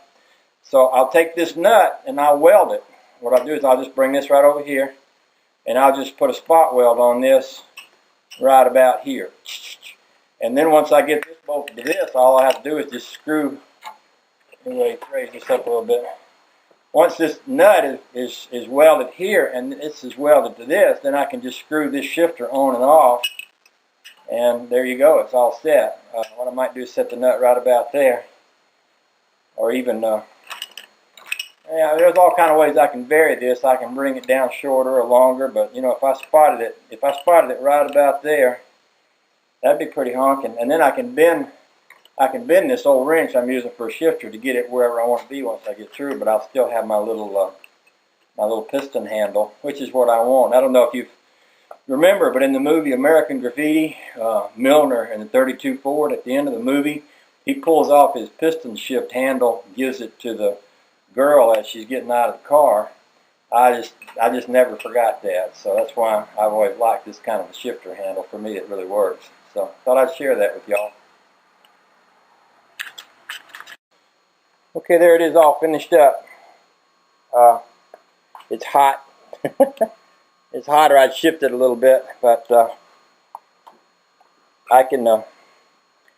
Probably what I'll do is once I get the car body on there, and I'll pop this off when I get ready to put the car body on there and take that pedal off too, so it won't hit that. But once I get it all together, I may heat it here and bend it a little bit. You know, just kind of get it wherever it's most comfortable for me.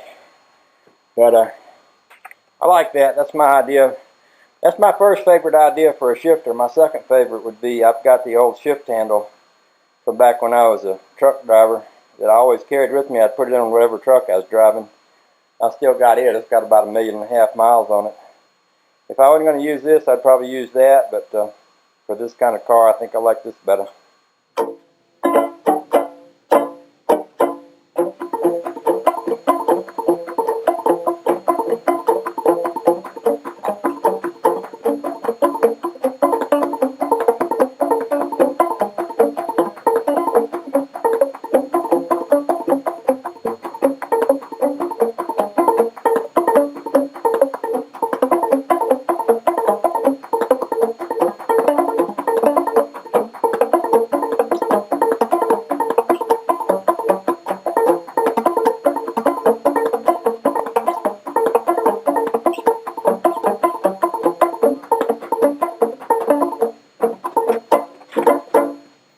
Well, there. What do you think?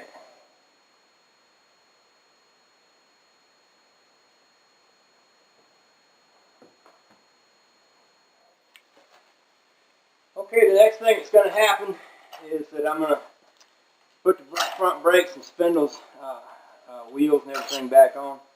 The first time I did this, I just put it together dry with the idea that I'd be taking it apart again. When I put it back together this time, I'm going to go ahead and grease the bearings and put the seals in the back of the hubs and do all of that stuff that I didn't do before. Because when it goes together this time, it's not coming back apart unless I've done something wrong or something breaks or there's a problem. And what I'm going to do now is just, we talked about this a little bit earlier, I need to fill this thing full of grease. This is a bearing, it's dry, it needs to be packed with grease. I don't know if there's a better way of doing this. The way my dad taught me to do it was just put it right in the palm of your hand and just shove it right in there. What you're doing is you're shoving it up underneath the back of that seal thing there, so that it's pushing the grease up inside where the bearings are.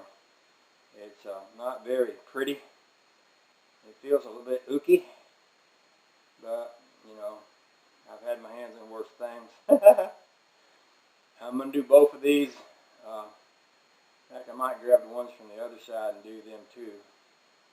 That way I don't have to get my hands all greasy again when I go back over there for that side. If you notice when you turn that now, it's nice and smooth, whereas before it was all, you could hear the bearings rubbing on metal there. Okay, we'll take a look at how this goes together. This is the drum.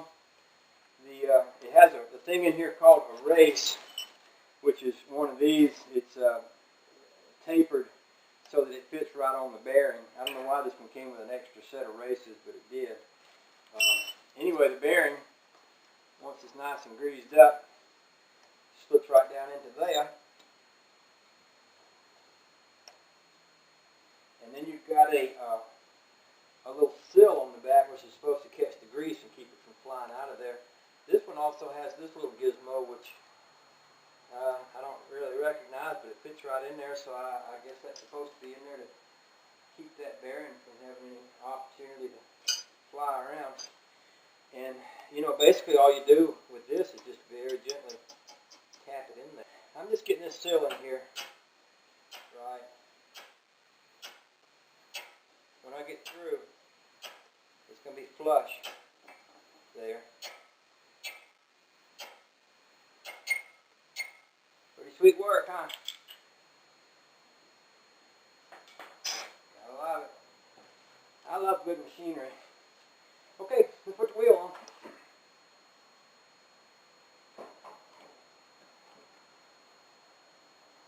Already has a picture. The other bearing goes right here. Small one. It goes right into there. There's another little race inside there, and that turns on that.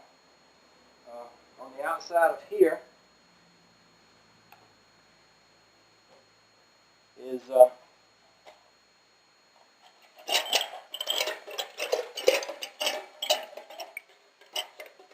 washer with a groove in it. Well, there's no groove in it, okay? It's still a washer. Goes right here, and then this bolt goes here. There's a hole through here so that you can get a pin in this when you're done. And you just snug this up. You don't turn this real tight, but you want it to be kind of snug. And I might snug this a bit more than I normally would, just because what I'm doing all at the same time is pushing that. Normally what you do with these is you just take a big old pair of pliers like this and you give them a little snugging.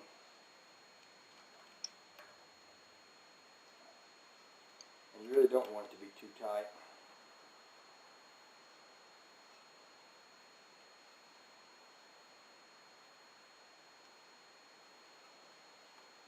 And after that's on there, I guess I'll go ahead and get a pin and put in here, and then we'll put the cap on it. So let me find me a pin. I have to say this, my dad was a wonderful man. He, after he passed away and I was cleaning out his shop, I found things like this, just a whole box of pins, one for every occasion.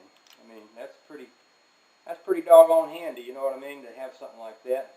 And you see how that worked? We just slid that right through there, and we'll just grab the end of it here, and we'll give it a little turn, and that just keeps this thing from turning. Now this thing is actually made. I might try a bigger pin in there.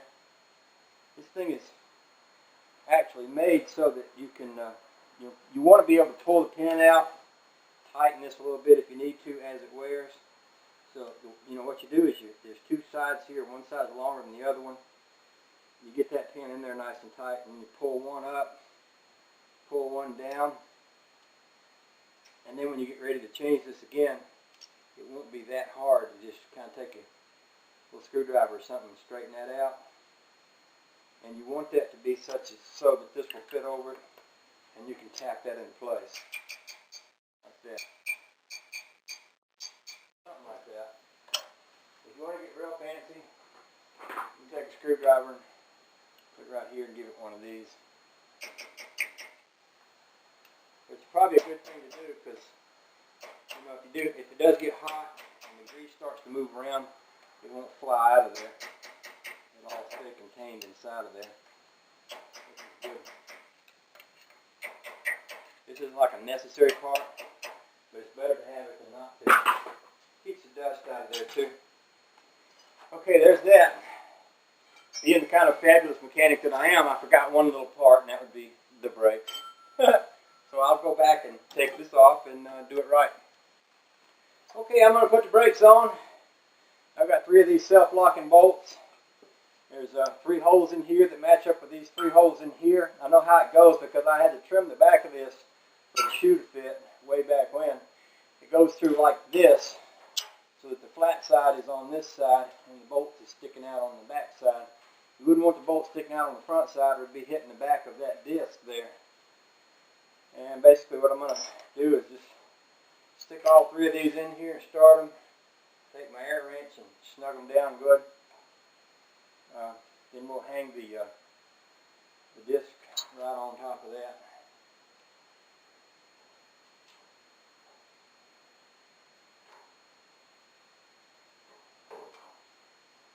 Let's see, here's my wrench. And I got a wrench for the back side.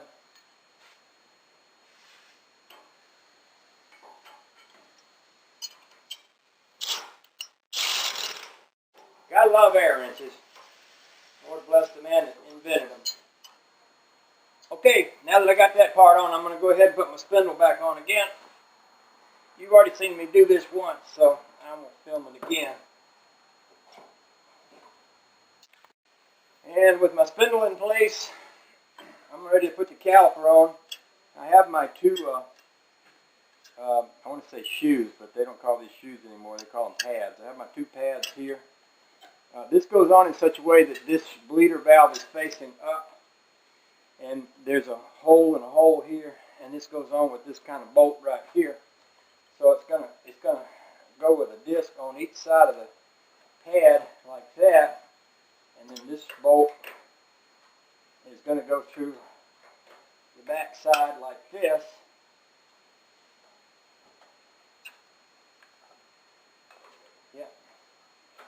Yep, like that.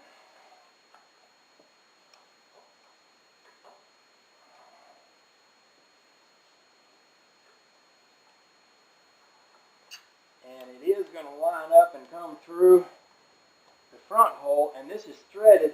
If you notice, this rod is threaded back here, so the actual threads are back on this end. And I've got a little tool here I use to turn that once it starts in. And the back brake pad sits on top of that rod. Once I get that one started, I'll do the bottom one. Same drill down here.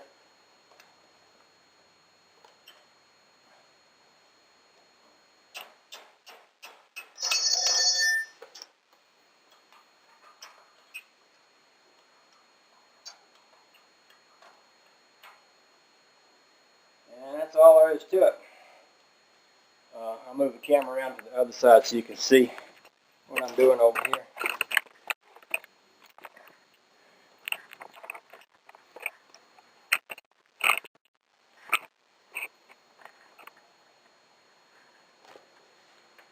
See, I've got one of these on the top.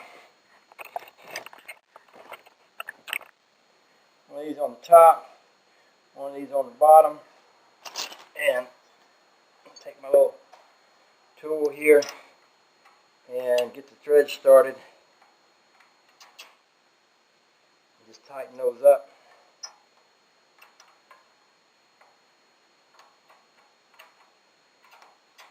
These are Chevrolet disc, by the way, 69 Camaro style disc. Pretty basic.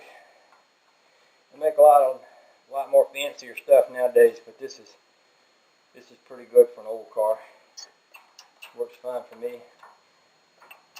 The idea of using the 69 Camaro parts on my old rat rod seems pretty modern to me. Okay, the next thing I did was went ahead and put my adapter on here. This adapter is so that it'll fit those old Ford type wheels. This drum is a Chevy drum with a Chevy wheel pattern. This adapts it to the old Ford wide 5 bolt pattern, which is the same as on any old Ford truck or 32 Ford, 40 Ford, or anything like that.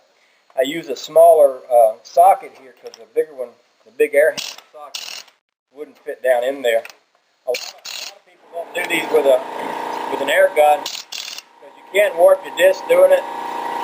But my gun don't have enough pressure for me to worry much about that. And you know, I can go ahead and put the tire back on this side now and go to the other side. Well, here she is on her own wheels, and don't she look fine? Yes, makes me happy to see this. Because, like I had said before, when it's all in pieces, it's a lot harder to imagine the way it's supposed to look. Plus, it's a lot more... Okay, I'll talk a little bit about what I'm doing before I start to do it. My goal is to try to make all these burn marks sort of disappear. What I decided to do is use a minimal amount of Bondo, if any. I don't care if the trunk leaks. In other words, this isn't a car that's made to be driven in the rain, obviously. So I'm not going to try to make it watertight. But what I do want to do is make these edges as smooth as I can. You can see I've been grinding them here. What I might do is, if I can get the Bondo and everything to about the right color, I might just put a little bit right along in here. But along these edges, I've just been grinding these welds down to make them as invisible as I possibly can. What I'm thinking I'm going to do is mix up some paint very thin and try to get the color about right, like this old faded red, and just to kind of brush over these spots where the burn marks are. I actually welded this with a stick welder. I started out using a MIG welder. I'm not a very good MIG welder. I'm really pretty good with the stick, and even though this is pretty thin metal, I turned it way down low, and you was able to get some pretty substantial welds with that stick welder, whereas with the MIG, it just always feels to me like I'm trying to glue something together with bubble gum. I'm sure people that know how to do it better than me. But anyway, there's that. Somebody did ask me to talk a little bit about Bondo, so I will. Basically, Bondo is this gooky stuff right here. And you put a little hardener in it, which is what this is. I've got two kinds of hardener. I got the blue and the red. They both do the same thing. They're just a different color. Since the trunk lid's red and I'm trying to stick with the red, I thought I'd use this. I'm just going to mix up a little bit of it. I've got an old AAA card here I'll use for a spreader. Now, I know what I'll do is I'll just kind of spread it on as thin as possible, but try to create the right shape that I want, and then let it get hard, and then I can come back and sand on it. Stuff's pretty hard to sand after it's done. Sometimes a grinder works pretty good on it. Anyway, I'll show you the process as I go along.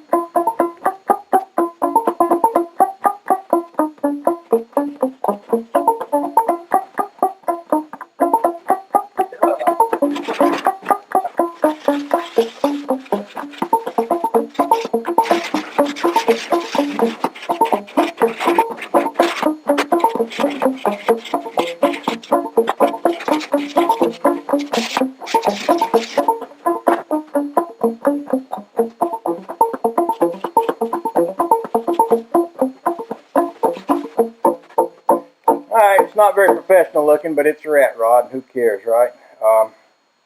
I'm liking that pretty good. I might let that dry a little bit and then just do the same thing again, rub it over with some more of that real light red and wipe it back off.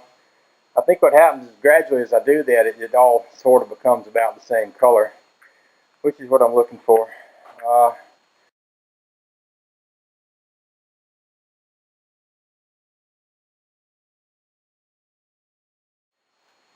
For a lot of my life, I hadn't had the equipment I needed to have to do real fine work, and I've had to get by with what I did have. One of the things we used to do a lot is take an old stick welder, turn it up as high as it would go, and burn metal, using it as if it were a cutting torch or something, which is exactly what I'm about to do right here. What I'm going to do is I'm going to put a piece of metal over this, and I'm going to mount these taillights in here. I want this out of here. I want to be able to, when I get a new piece of metal here, I want to be able to fit the light right about there. And in order to do that, I need all this, scared myself. I need all this stuff in here to go away. So what I'm going to do is I'm just going to burn this out. This is some kind of an old light fixture here. I'm going to burn it out, make me a nice hole so that this fits down in there, and then put my piece of metal over here, and then I'll cut it, make a pretty little hole so that it'll look good when I get finished, even though it looks pretty ragged.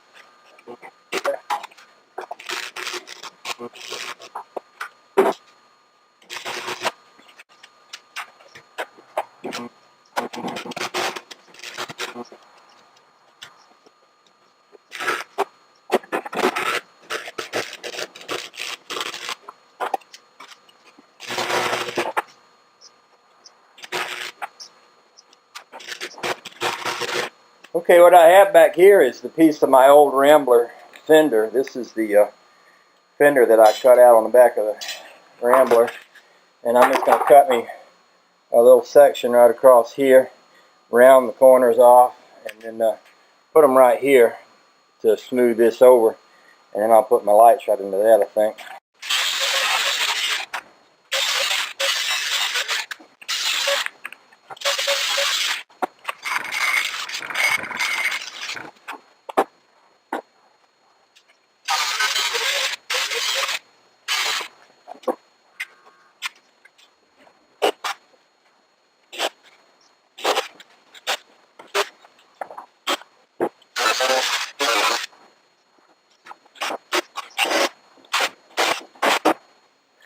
Well, okay, here they are. I'll probably go in here and,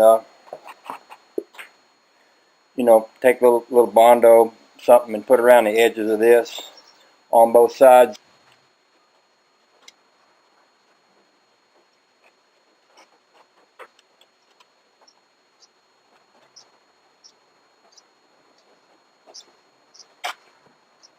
I Bondoed up this hole after I fixed this up and stuck one of them in there. It's not bolted in yet, it's just sitting there, but kind of gives you an idea of how that's going to look once I get it done. What I'll probably do is just smooth that out a little bit and then shoot that whole back section there with some gray primer or something like that and leave it. I'm not going to try to make anything too fancy. There, I got a little bit of work done on the firewall. Stopped up some holes and removed some crap from over here. Made that funky looking gas can firewall thing there. I'm thinking that might look okay once the motor's in there. It looks kind of outlandish just sitting out naked like this, but I think once I got a motor nudged up against it and all, with the rest of the body being all rusty and primed and Bondoed, I think it'll be just fine.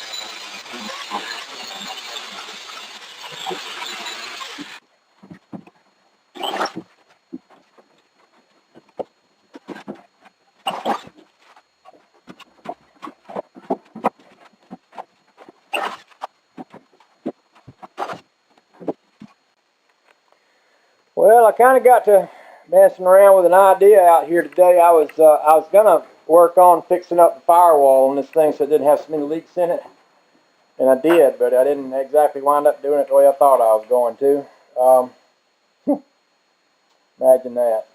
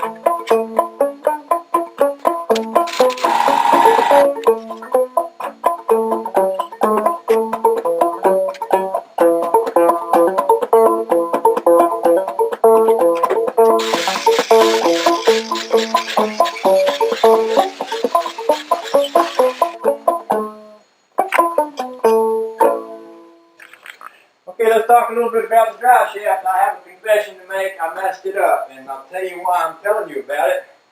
I could just as easily pretend it never happened, and most of you, about 98% of you, wouldn't notice.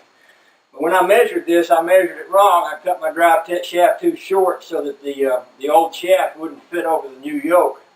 In order to solve the problem, and I'm telling you this because I want you to realize that when you're building a hot rod, you're going to make mistakes, but there's no mistakes generally that you can make that you can't fix. I found another shaft, the exact right size to fit over the forward shaft. I went ahead and connected the piece of the right length right here to my yoke. Then I put this shaft over the whole two things, which allowed me to set it up here in place and position it just right. You know, with it sitting here, I can turn it and move it, take it in, take it out, until I got it exactly where I want it, and then go around and weld it, which is what I just did. I left enough space up here so that I can get these U-joints out. I have to slide the drive shaft forward a little bit to do that, and you'll see there's about a ½ inch right here that will allow me to do that. It's done, and I'm thinking it's okay. What I'll do, I don't have the wherewithal to balance the shaft. Once I get the motor running, I'll jack the back wheels off the ground, and I'll rev her up, and I'll see if she's vibrating. If she's vibrating, she'll need more balancing. If she's not, we'll call it good, and we'll go down the road. I'll probably take a grinder and just smooth this around a little bit just to take off any nubby-looking spots.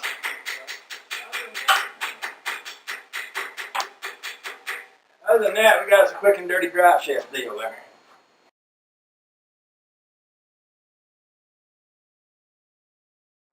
Okay, I've got a question for you. This is a 57 Ford drum. I've used an 80 Ford truck backing plate instead of brakes. The drum is a little bit narrower than it needs to be. You can see that.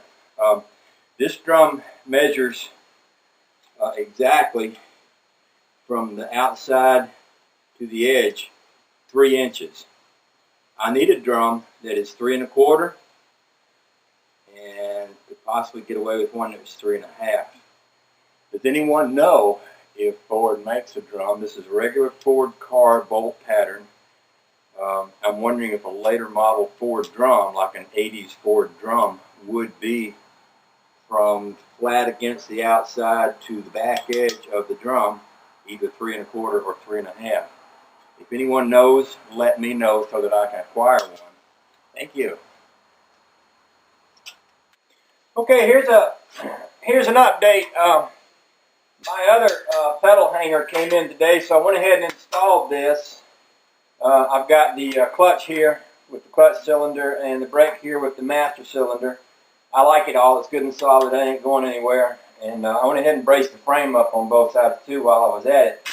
A little bit about this pedal. These pedals are actually in the wrong place. This one is sitting right about where my steering column is going to be. And what I want it to do is to sit over here, right about on top of the frame. And I want this one to also come over about the same amount. What I'm thinking about doing is this, cutting this pedal off welding this wrench right here. Can you see that?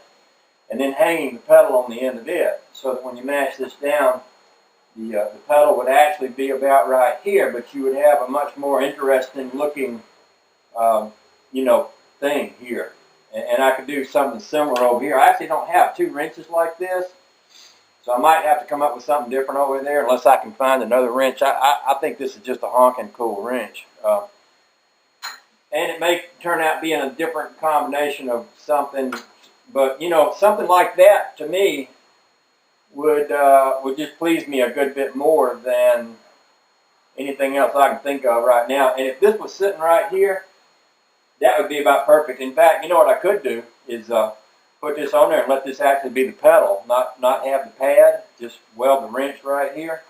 If I did that, of course I won't leave enough for my floor. My floor is going to be here, but if I did that, that could be my whole pedal right there.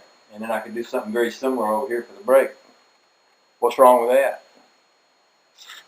Okay, here's a kind of a cool update. I was, you know, talking about making pedals out of wrenches. I looked around at my old wrench pile, and I do have this, which is, it's an old adjustable wrench, but I'm thinking, okay, if this one was sitting here, and this one was sitting here, that'd look pretty good right there. Now that would make a pretty good setup, or maybe even, since this one has a hole in the top, setting this one like that. That way I could, if I wanted to screw that pedal into the end of that one, I could. You know, you work your feet pretty hard on the brake pedal, so, I mean, if you got something that doesn't feel good on the bottom of your feet, it could hurt a little bit. You don't put a lot of pressure on that clutch. But, you know, I could either mount it like that, and that would almost match, so they both got that kind of a S shape, or I could mount it like this, and they would actually look pretty good that way.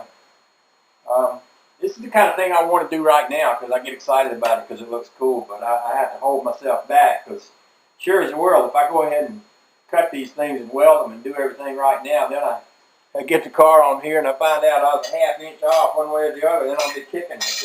I'll go ahead and show you this. This is the other thing. This is a pedal that was on a sewing machine that my parents had. My parents both worked in the couch factory all their lives doing piecework, and this was on the sewing machine, and I thought, now wouldn't it be cool if I could take this pedal? Of course, once I move this brake out of the way, I'll hopefully have a place to set my pedal, but maybe I'll set it over here. But you know, I've got a real nice new fancy dancy, you know, swinging pedal thing over there that would be really easy to hook up. But I'm just thinking, wouldn't it be cool if I could use this one, you know, just because it came from the folks, came from their life of labor and all that stuff. So I'm thinking along those terms too.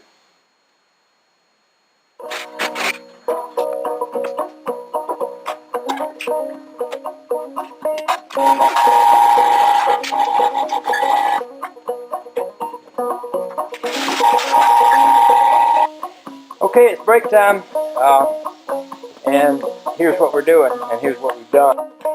Our brake lines are all hooked up here. They're not as pretty as I probably envisioned them to be, but you know, it's my first time ever doing it, and I can live with it. Brake lines all the way back here to the rear end, over to both sides. Which brings us to this. There's no brakes on the back of this car. These are the old backing plates. You can tell they look pretty ratty. In order to fix that, I need to acquire all the brake parts and clean all that up. Or, I ran across these the other day. This is a set of 1980 Ford pickup truck brake backing plates with all the works in place. I've been studying on this, and I'm pretty sure those backing plates will bolt right onto here. That said, I'm going to do the brakes, take this off, see if I can get those on there, and then we'll go from there.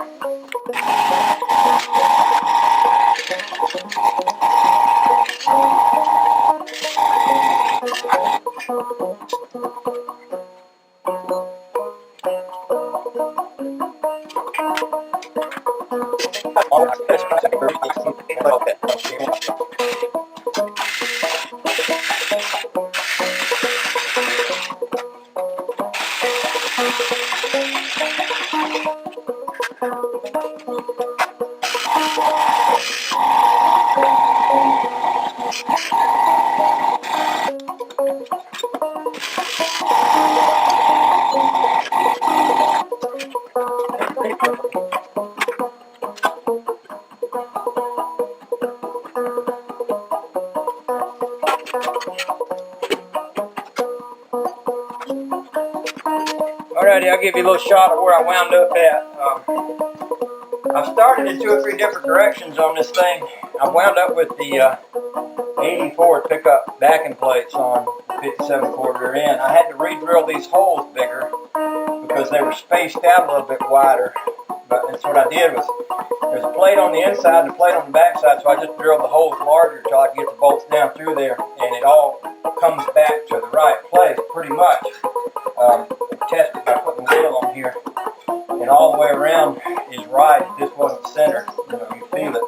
And it looks to me like it's going to be just about right. I'm going to go ahead and put the shoes and everything back in place here. Looks to me like it's going to work.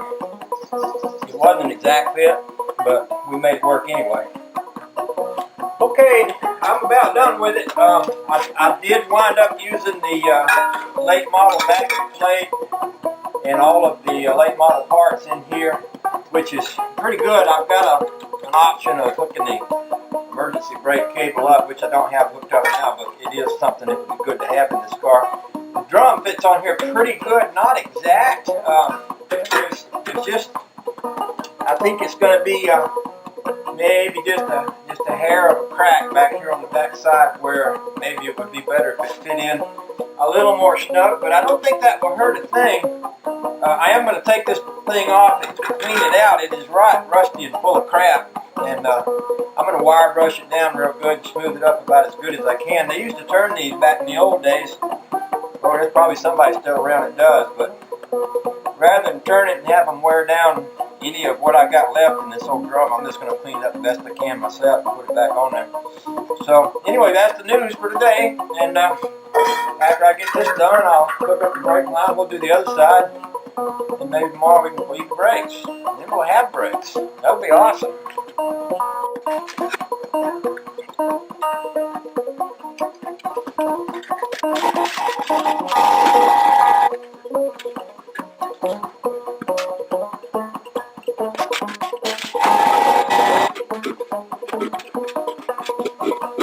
Discovered, which I'm pleased about, is that this is a positive traction rear end. You can see when I turn this one, that one turns the same direction.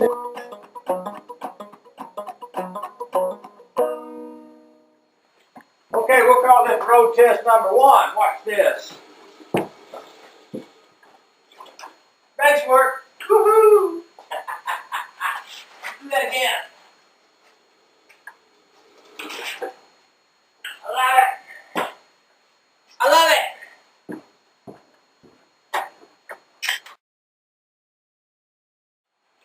While I'm waiting for the flywheel so I can go ahead and finish my hot rod project up, I'm trying to think of how many other things I can do that need to be done. And one of the things that I think need to be done is that these headlights need to be braced up.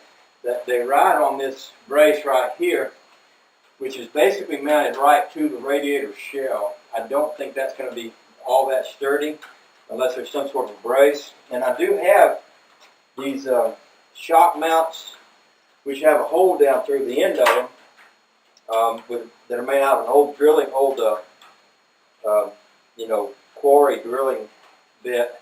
What I'm going to do is I've threaded the insides of these, and I'm going to drill me a hole right about here. I'm going to feed this rod down through that. This one's already in on the other side. Then put a little locking screw right on top of that so that I have an extra brace right out here to hold the ends of the light brackets steady. That way they'll be a little steadier and a little bit less likely to vibrate. I figure if they're shaking all over the place, it's gonna shake the bulbs apart or something, So the more steady I can make that, the better. And since I can't do anything else much on the hot rod today, I guess it's a good time to work on that. So that's what we're up to.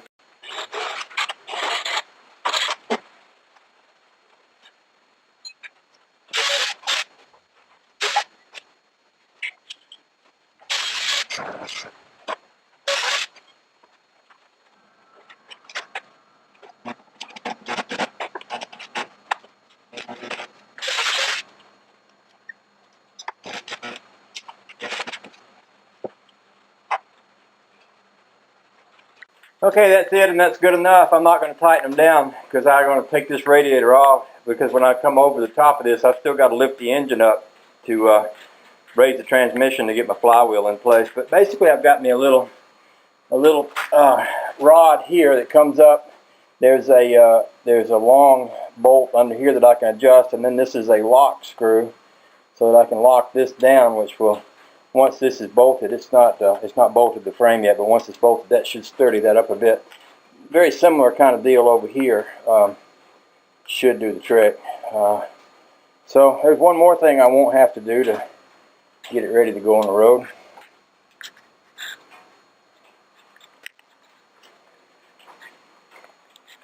Okay, here's what I'm going to do next. I want my battery to sit someplace kind of out of the way. I'm thinking about sitting it right here. I'll show you where that comes to on the body here. I have measured back from the bolts where this body bolts on, and if I set it right there, it would actually be sitting right up under here, which would mean that you know, I could access it, I could reach it, do the battery post and everything, but it would be kind of out of the way.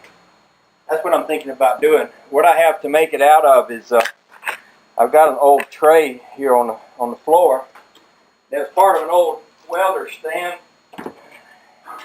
It's just about the right size to make the bottom of this thing. I thought I'd cut it across here, take me some angle iron and put some sides up to it, and then attach it after I got it all cut and everything right about here. I believe that will work, and I think it'll be just about honking. We'll see.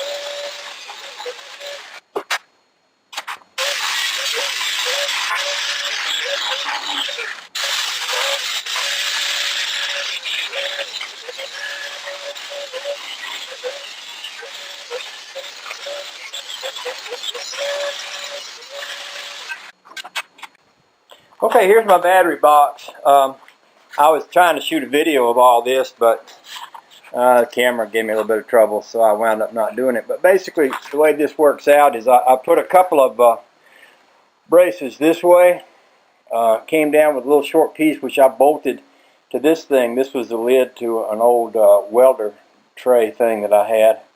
Had a couple of these wrenches left over. These are cheap wrenches that I bought when I was on the road one day and needed to fix something.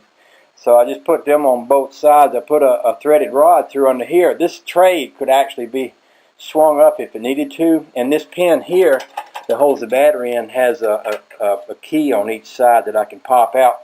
My thinking is that the back of the car is going to come down about like this, and it might be hard to get the battery in over that crossmember right there. So what I can do is this battery, I can pop this out, slide the battery back, and drop it straight down, and then put it back in the same way. You know, so there it is. It's kind of a way to get the battery out of the way. That'll be sitting up under the back of the turtle deck. The trunk box comes right along in front of it. So what I can do is put me a little floor in up here and have a place to put my picnic basket and stuff like that. The other thing that I went ahead and did, I've got a gas tank coming. It's 12 inches by 12 inches by 8 inches. It's a 5-gallon gas tank, and I went ahead and cut both of these pieces kind of to match these, which I'll use to put that gas tank in. I'll set one here and one here, build me a little box out of angle iron, set the gas tank down in there, and may have some kind of a filler cap out here. I hadn't exactly figured out what I'm going to have out here to fill it up with, but it'll kind of sit right down in there. At least that's my thinking for right now. Here's the battery box all hooked up with the ground strap and everything. That's ready to go. I'm waiting on my gas tank and my flywheel. And I don't know, probably a few other things, but that's the big things that I'm waiting on. Flywheel's the biggest thing, and I think it's in the mail. So as soon as I get the flywheel, we can start throwing this thing together pretty quick, I believe. Okay, I'm about to do what's commonly called a bench bleed. What that means is I'm going to bleed these brakes, and what that means is I want to get all of the air out of all of the brake lines. The first thing I want to get the air out of is the master cylinder, which is this right here. So what I do is I just, I've actually attached 2 plastic hoses to the outlet. The plastic hoses are going to bring everything that I pump out of here right back into here. It's also going to pump out any air that's in the cylinder. It's going to pump the air right back into the cylinder. The air will float to the top and go away. The brake fluid stays here, so I'm not pumping out brake fluid on the ground. I don't know if you can see it well enough, but if you watch these lines, the first thing you're going to see coming through there is air. See the bubbles? And at some point, you'll start to see some fluid coming through there mixed with some air. The nice thing about that is that the ends of these tubes are down in the brake fluid, so that when I let the brakes off, it's actually pulling brake fluid back in there rather than pulling air back in there. Back in the old days, we used to bleed brakes by having someone on the back of the car at the brake cylinder and someone pumping the brakes, and they would pump it up and hold it, and somebody would open the valve and then close it before they would release the brakes so that you wouldn't wind up sucking more air into there. That's been eliminated by a gizmo that I'll show you in a little bit when we get around to bleeding the wheel cylinders, that allows one person to bleed the brakes. Anyway, basically that's what I'm doing. I've got a good bit of flow through the this is the rear, but it's actually the front brake, and I've got a good bit of flow through here. I haven't seen anything flow through the back brake yet. I also got a little drip going on here, but maybe that's not such a bad thing. Anyway, I'll shut this off and I'll get all the kinks worked out. Back brake is starting to work now. There's a surprisingly pretty good bit of air came out of here, and the fluid level actually dropped by about half an inch. So there's a good bit of fluid down in the cylinder part of this unit here. But now you can see the front one, which is actually the back one, but it works the front brakes. It's all clear. There's no air at all going through those lines. The back one, you can see that air there. It's you can see it kind of floating up through there. And what we'll do is gradually work that out. Here comes a couple more bubbles into the front one. But like I say, the goal is to get all those bubbles out of there, and once there's nothing but fluid, then we'll go to one of the wheels and we'll get all the air out of that. Okay, I've got them bled out good. Now what I'm going to try to do is get these loose, get the lines connected back up without letting a lot of air escape back into here. First I do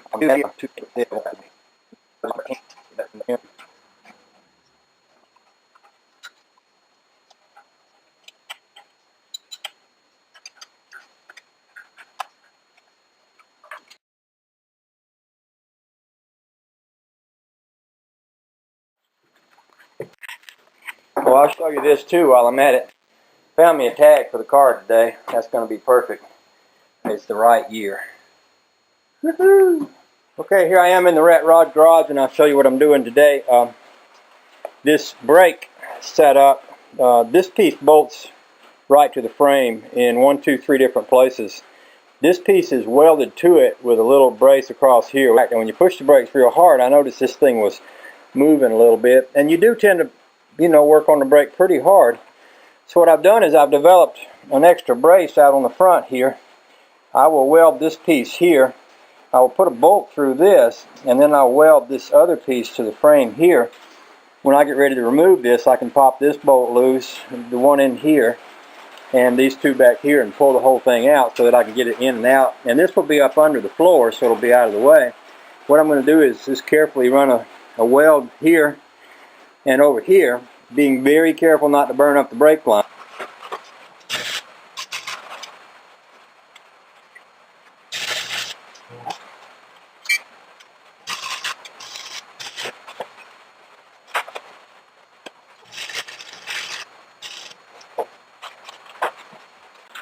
Alrighty, I think that's a good solid connection right there. That pedal is good and firm. I think we'll be fine with that. Plenty of room for this one. It doesn't interfere with anything. I'm good with it. Just thought I'd add this for a final touch. I put the brake line back on with a little sleeve of rubber here so it wouldn't be rubbing up against this cross member. Alrighty. My gas tank is here. It's a pretty neat little unit. What I'm going to do is I'm going to mount this up back here. I've got some boxes and things sitting in here where it's going to be. And I'm using some little pieces of metal, something about like this. And set the gas tank over in here so that those little pieces of metal come up underneath each one of these feet, and I bolt it to it. My thinking on that is that if I design this right, if I take a notion to get the gas tank out, I can slide it back and drop it down, and then bring it back up and slide it back in place and bolt it in place. I think that would be a good design, and you know, I might need to take it out sometime, because I was just thinking I got some welding I'm going to want to do on the back of the body. Obviously, I wouldn't want the gas tank sitting there while I was trying to weld, because that's a pretty good combination to blow yourself up.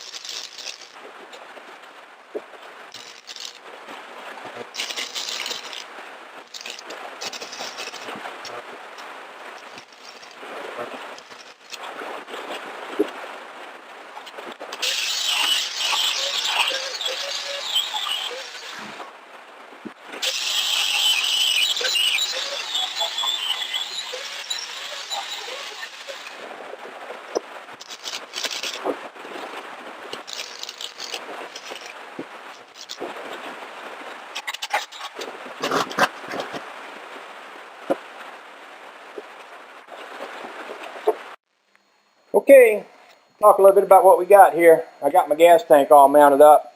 I hadn't bolted it down real tight yet, but I will. What I'm going to do is run the gas line out of here along the frame and all the way up. What I'm going to do is run the gas line out of here along the frame and all the way up to the front.